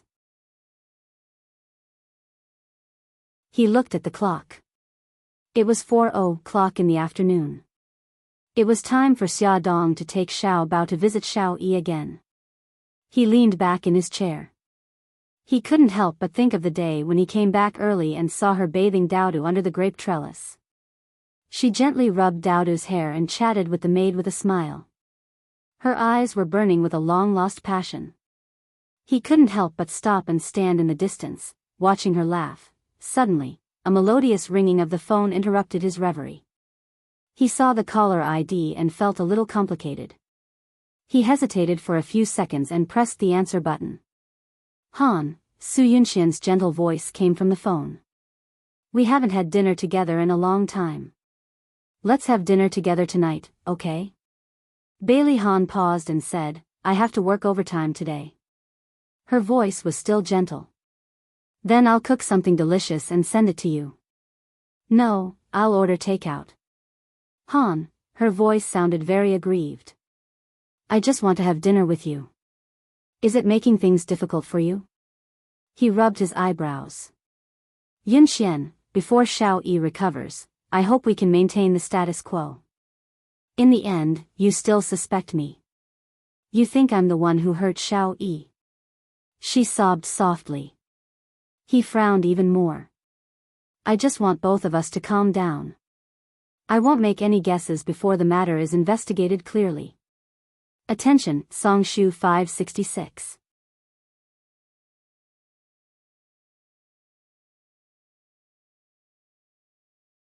Chapter 137. His frown deepened. I just want both of us to calm down. I won't make any guesses before I get to the bottom of the matter. She saw through his lies.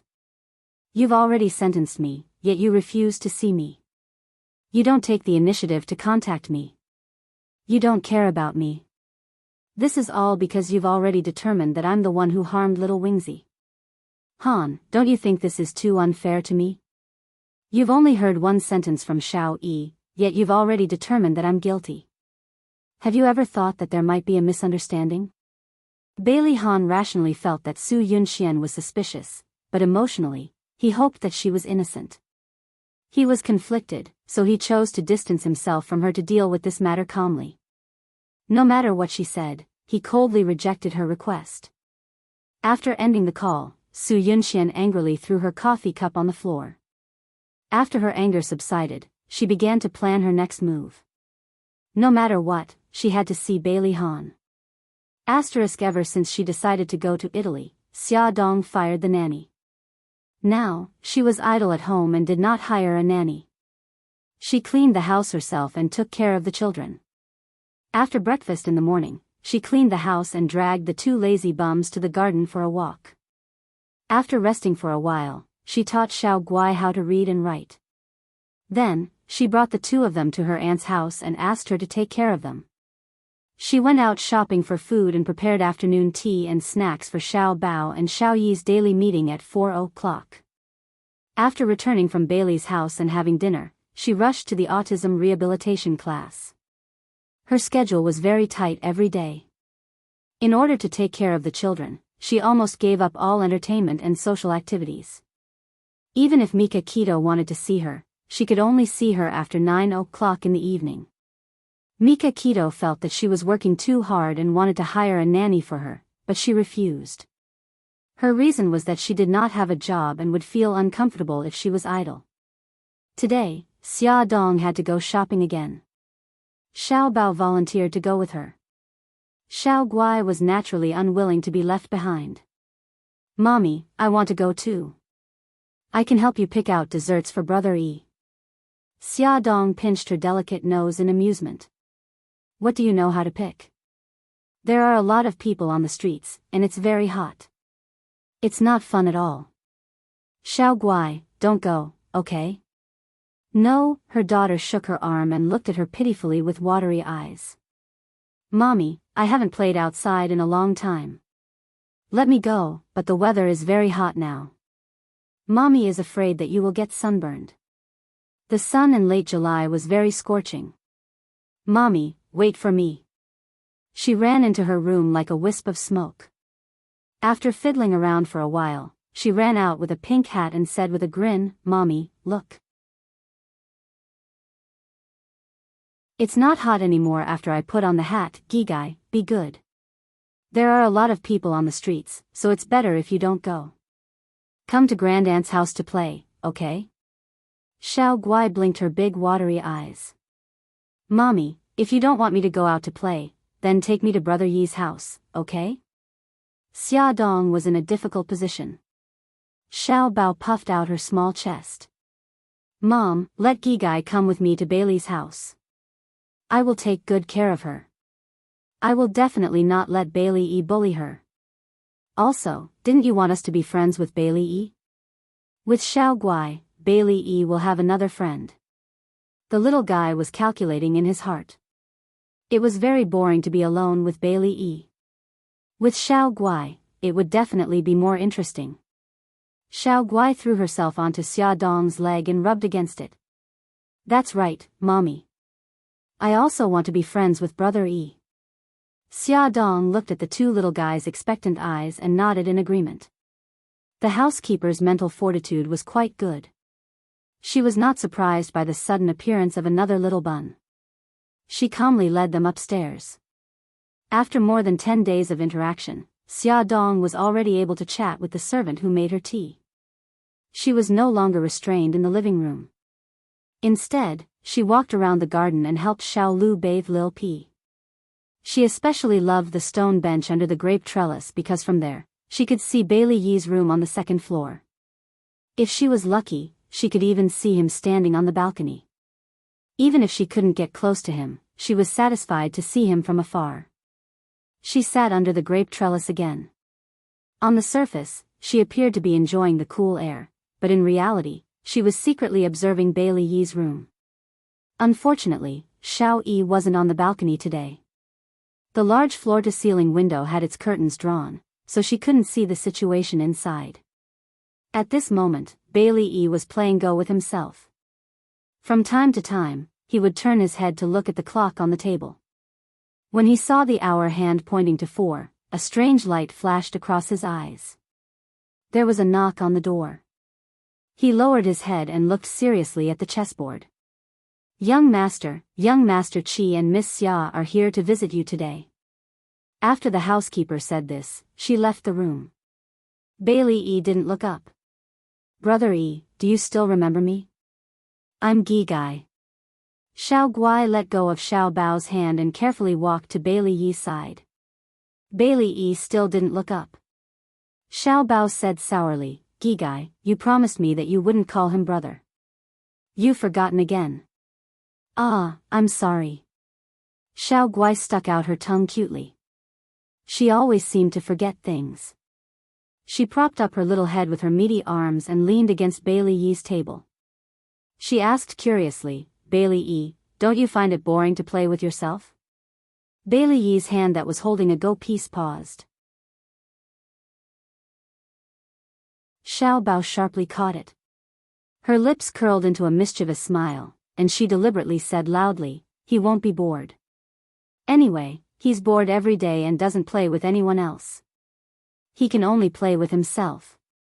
"But that's so pitiful." Xiao Guai reached out her little hand and gently stroked Bailey Yi's hair as if she was petting her own pet.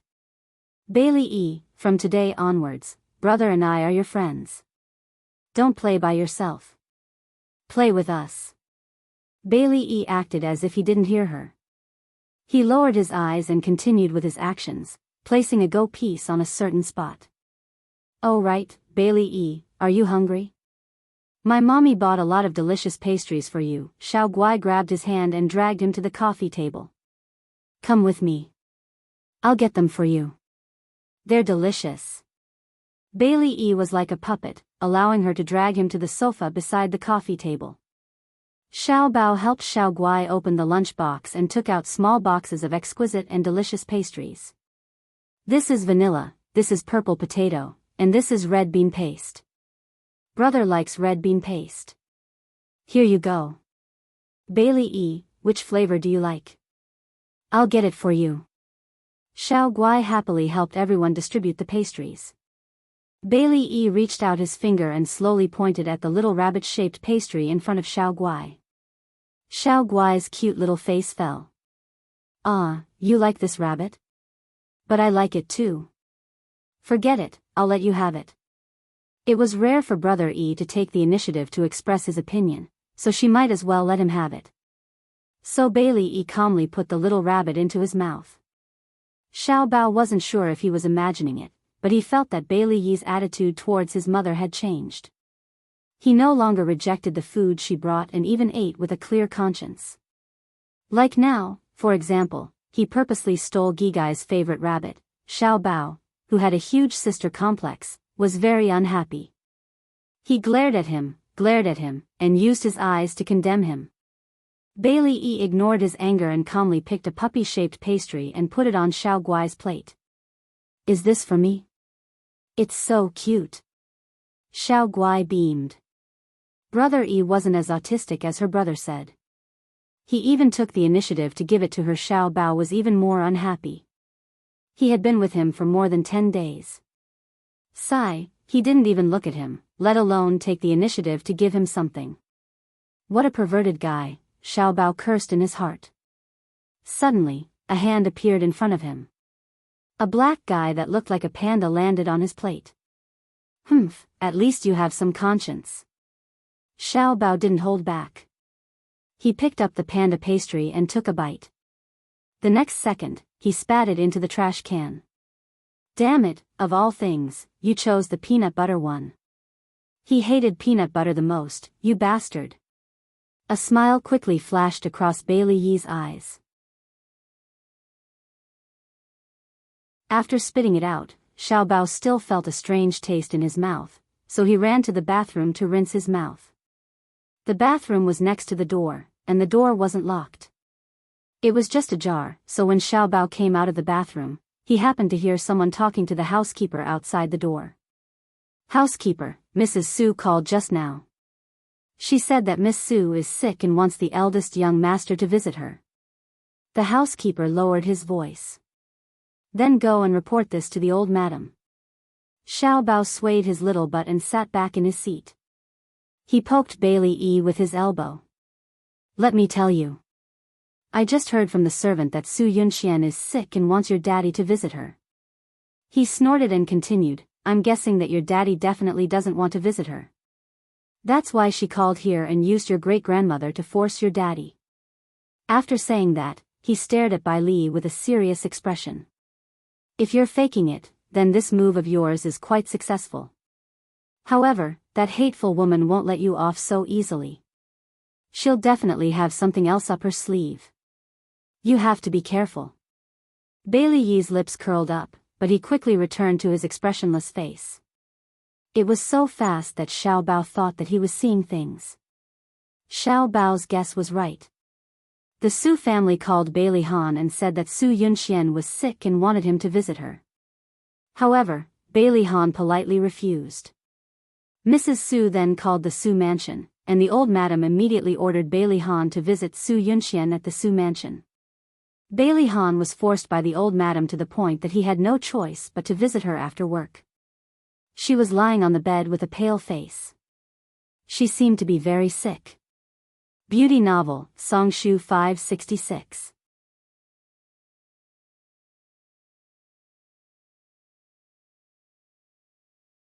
Chapter 138. Bailey Han glanced at the bowl of porridge beside the bed. The porridge inside had not been touched at all. He frowned slightly. How can you not eat? What do you want to eat? I'll get someone to make it for you. Su Yunxian leaned against the headboard with a pillow behind her back. She shook her head delicately. No, I don't have an appetite. Mrs. Su came in with Bailey Han. After hearing her daughter's words, she immediately became anxious. How can you do that? Yunxian, you haven't eaten anything for a whole day. Mommy, I really don't have an appetite. Su Yunxian forced a smile and comforted her. Mommy, I'm fine. You've taken care of me for a whole day. Have a good rest. Okay, then I won't disturb you. If there's anything, just get the servants to call me. Mrs. Su reminded her repeatedly. If there's anything you want to eat, just get the servants to make it for you. Don't starve. Su Yunxian smiled helplessly. Mommy, I know. Go and rest. Only she and Bailey Han were left in the room. She shifted her body and Bailey Han leaned over to help her sit up. You were fine yesterday. How did you get sick? Where do you feel uncomfortable? Have you seen a doctor? I'm fine. I'm just a little dizzy. The smell of oil makes me feel a little nauseous. Maybe my stomach isn't too good. She gently held his hand, lowered her eyes, and said softly, Han, are you only willing to come and see me when I'm sick? Then I'd rather be sick every day. Bailey Han's body stiffened. He said lightly, don't be silly. I'll accompany you to the hospital tomorrow and have a good checkup. There was a smile in her eyes. Although her face was pale, she was still stunningly beautiful. No need. I know my own body. There won't be any big problems. I'll be fine after a day of rest. You're so busy. How can I let you waste your time with me? He frowned. I'll only be relieved if you have a checkup. I'll pick you up tomorrow. She tilted her body and leaned on his shoulder naturally. I feel much better now that you're willing to come and see me. If you're still worried, you can send me to the hospital and then go to the company. Well, it's decided then. He didn't push her away and let her lean on his shoulder. Han, I'm a little sleepy. Can you sing for me? Her hand naturally rested on his chest as she leaned into his ear and whispered softly. When she spoke, her hot breath sprayed onto his ear. When she said the last word, her lips even brushed against his earlobe. His body suddenly tensed up. Almost instinctively, he pushed her away and stood up abruptly. Rest early. I'm leaving. He did not wait for her reply and quickly left. Su Yunxian looked at his tightly shut door. The frailness on her face had long faded away, and her fingers clutched the bedsheets tightly. It was already past 9:00 at night when Xia Dong walked out of the Autism Rehabilitation Training Center. She saw Lu Xing and Bailey Yun facing each other, so she quickly squeezed between them to separate them. Fox, what are you doing here? Bailey Yun put one hand in his trouser pocket and narrowed his fox-like eyes. He glanced at the expressionless Lu Xing and smirked. Didn't you say you were busy during the day? I had no choice but to look for you at night. Why didn't your fiancé come to pick you up? Xia Dong knew that he was upset because Lu Xing had stopped him. She smiled. Brother Shen has a social engagement tonight. Don't be angry. I'll treat you to supper. She waved her hand and motioned for Lu Xing to take 2 steps back and not follow him so closely. Bailey Yun saw her little gesture and felt much better. He snorted at Lu Xing proudly and said lazily, well, since you're so sincere, I'll do you the honor of having supper with you. However, I'll have to choose the location. No problem, I'll listen to you. However, I only have an hour and a half, so I can't choose a place that's too far away. There was no housekeeper at home now, so she did not feel safe leaving the 2 children alone at home. Don't worry, it's very close. I'll drive. You can rest first. Bailey Yun snatched the car keys from her hand and drove the car over. Xia Dong sat in the passenger's seat, while Lu Xing squatted in the back seat, as if she did not exist. Bailey Yun took her to a private restaurant. The environment was elegant and quiet. He had already reserved a private room and led her in with familiarity.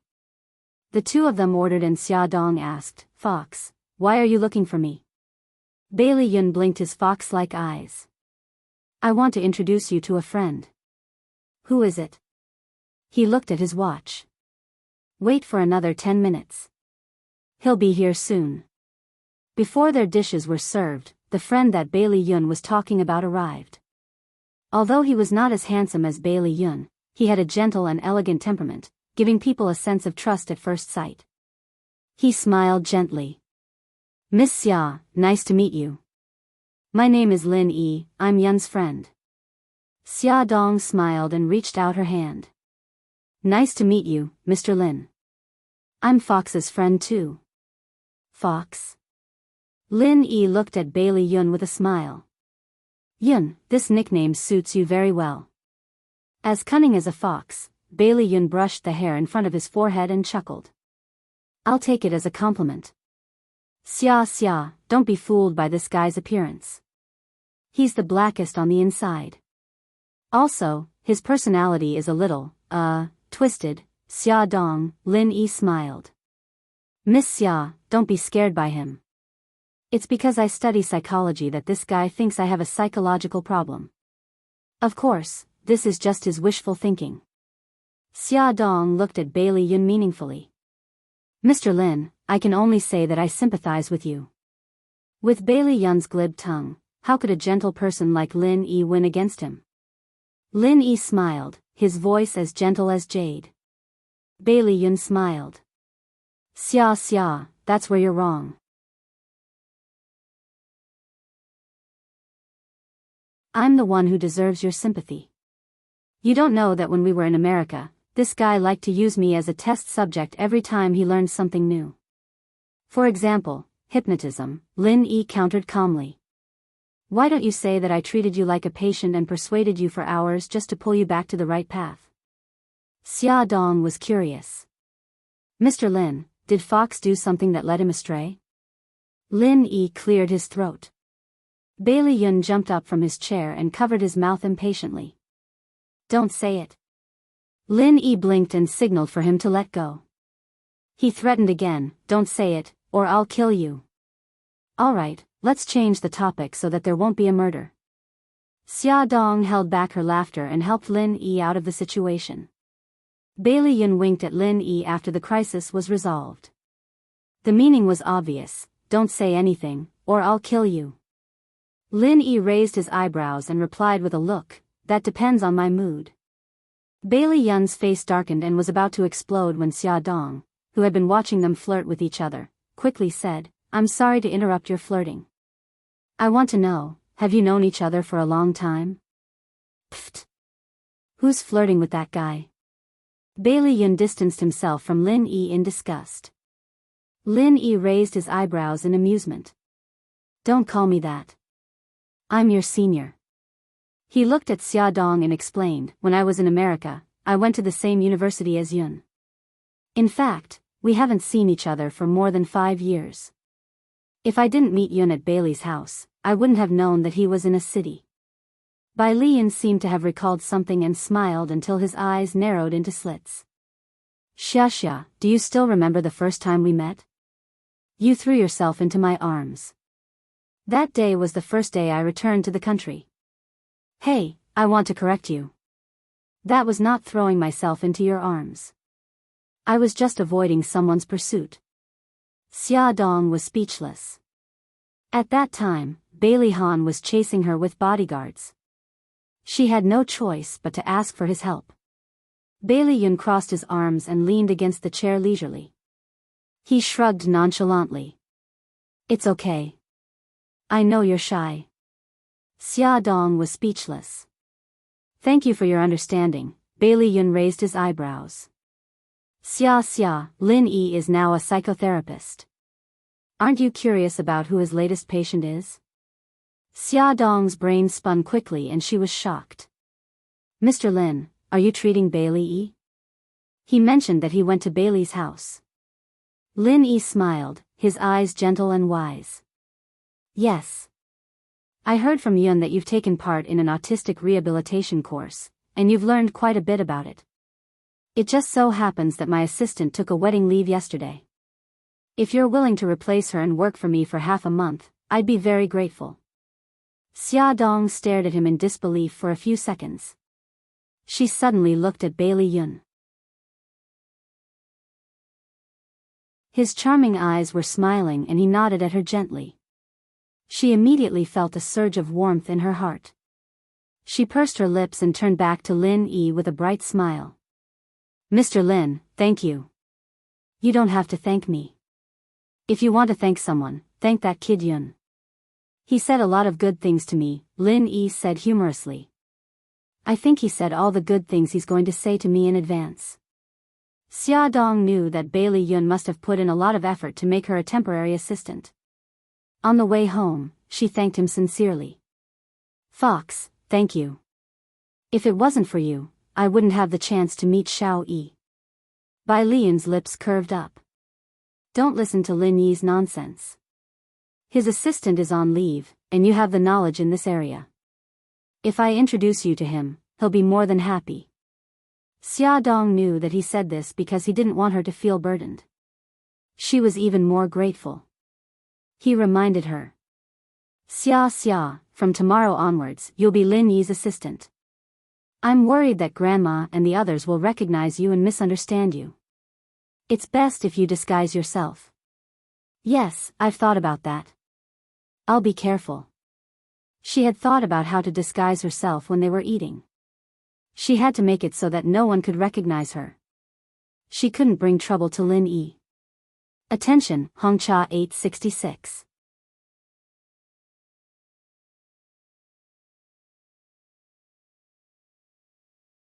Chapter 139. Early the next morning, Bailey Han drove to the Su family home. After sending Su Yunxian to the hospital, he gave her a few more instructions before leaving. After he left, Su Yunxian dialed an unknown number. Xiaoxi, I've already arranged for the surgery.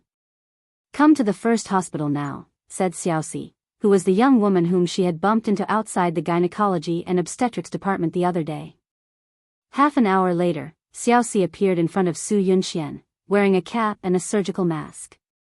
Su Yunxian almost couldn't recognize her if she hadn't taken the initiative to greet her. Don't be afraid, no one will find out who you are. Let's go over now. Su Yunxian led Xiaoxi out of the hospital and hailed a taxi. After driving for a while, the taxi pulled over in front of an old building. They had arrived at a private clinic where the clinic would not ask for any information about the patients. As long as the patients were willing to pay, the clinic would perform the abortion procedure on them. The confidentiality of the procedure was very high. Of course, the fees charged here were much higher than those charged in official hospitals. Su Yunxian had already made an appointment with a doctor long ago. After Xiaoxi entered, she immediately lay down on the operating table. More than 2 hours later, she walked out of the operating theater with the help of the nurse, Mississippi. Her face was as pale as a sheet. Su Yunxian stopped playing games on her mobile phone and looked up at her. Can you still walk? Yes. Xiaoxi grabbed her handbag and cap from the rack and said, Miss Chen, let's find a place where we can talk. Su Yunxian did not tell Xiaoxi her real name and lied to her that her surname was Chen. When they made their way downstairs, Su Yunxian kindly held onto Xiaoxi's arm and she was extremely grateful for her help. In the quiet cafe, Xiaoxi took out the medical report from her handbag and pushed it towards Su Yunxian. Miss Chen, don't worry, I won't tell anyone about this. Su Yunxian calmly placed the medical report into her purse and retrieved a bank card from her wallet. I deposited some money into someone else's account. There's 10,000 yuan in here and the password is your mobile number. Xiaoxi, take good care of yourself. Women should treat themselves well. If you don't cherish yourself, who else will? Miss Chen, thank you.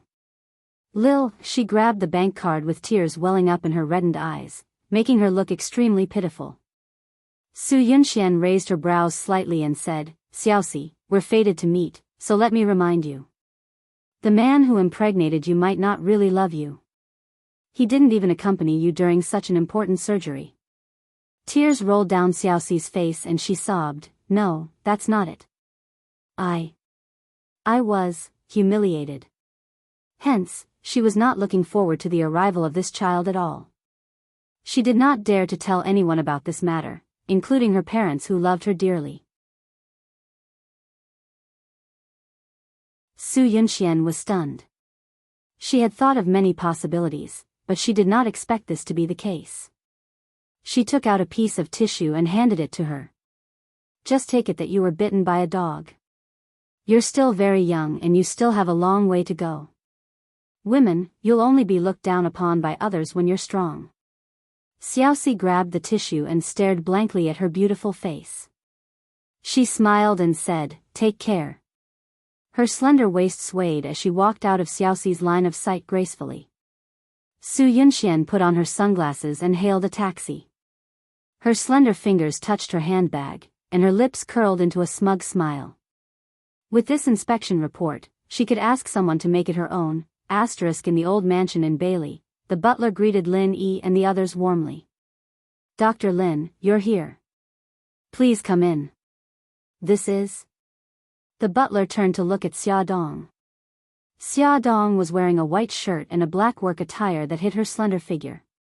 Her shiny black hair was tied up in a bun and her neat fringe covered her smooth forehead. She wore a pair of black-framed glasses and her beautiful eyes were hidden behind the thick lenses.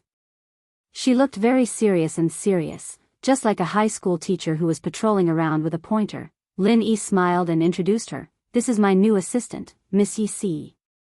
Xia Dong pushed her black-framed glasses up her nose bridge and said, hello, I'm Yi Si. Nice to meet you. Yi Si was also Si. When she spoke, her voice was slightly hoarse. This was the effect of the pill that Xia Dong had gotten from Mika Keto. You flatter me. Dr. Lin, Miss Yi, this way please. The butler didn't pay too much attention to Xia Dong and led them to the second floor.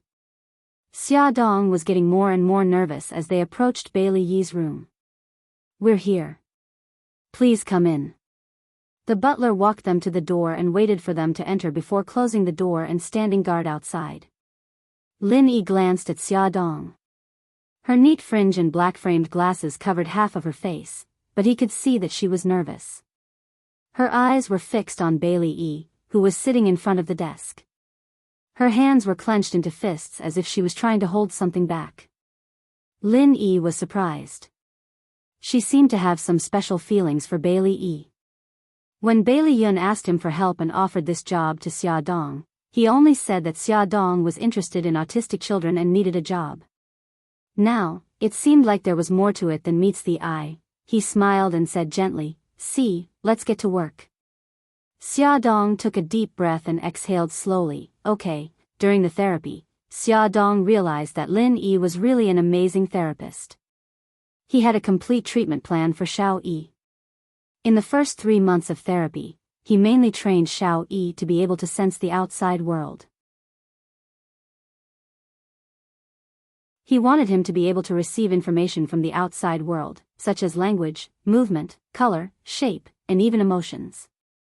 When she saw Xiao Yi smile in the interactive game, her heart almost melted. Lin Yi patted his head gently and praised with a smile, Xiao Yi is really a genius. You only took 2 minutes to solve this riddle. Xiao Yi didn't say anything, but the light in his eyes shone even brighter. 1.5 hours passed quickly.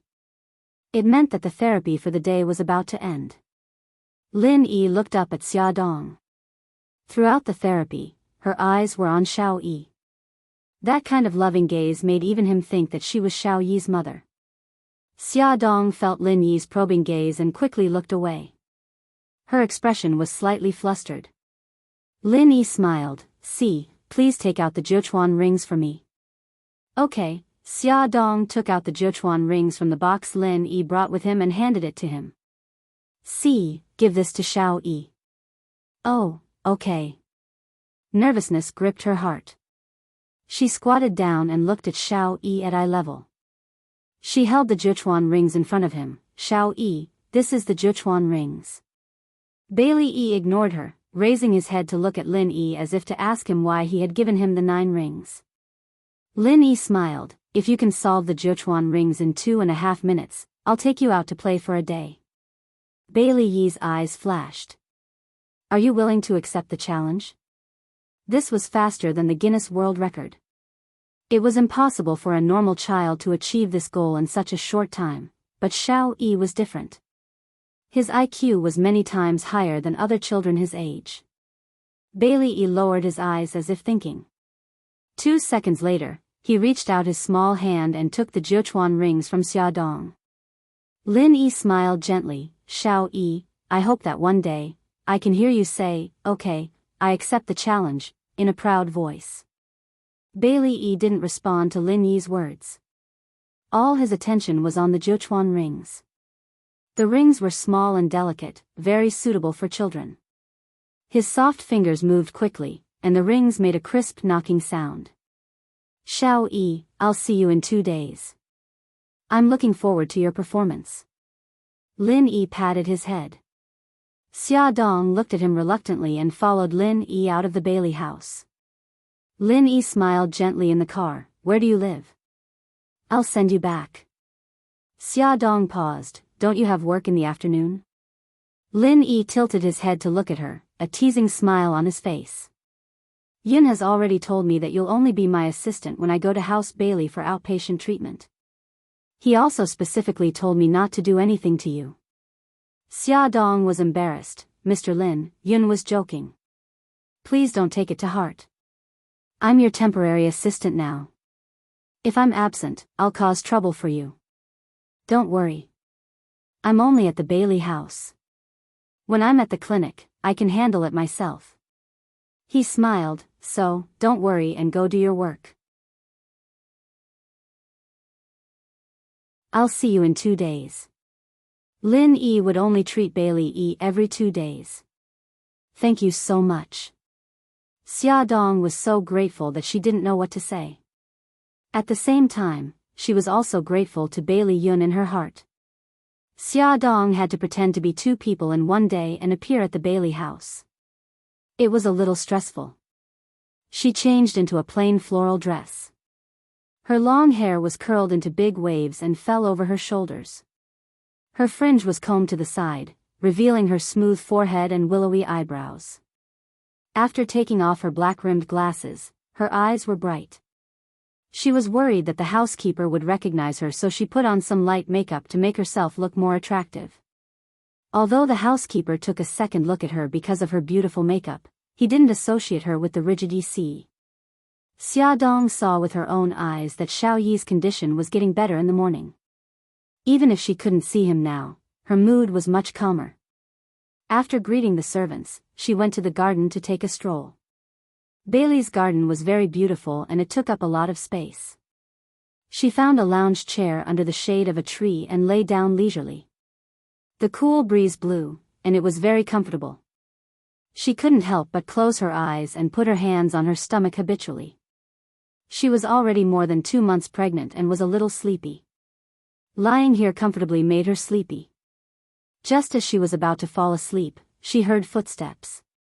She opened her eyes and saw Bailey Han holding Su Yunxian's arm walking towards her. Attention, Xinwu 799. You're tuning into the A Romantic Tales YouTube channel. Don't forget to subscribe and join us on this journey to catch the most captivating stories.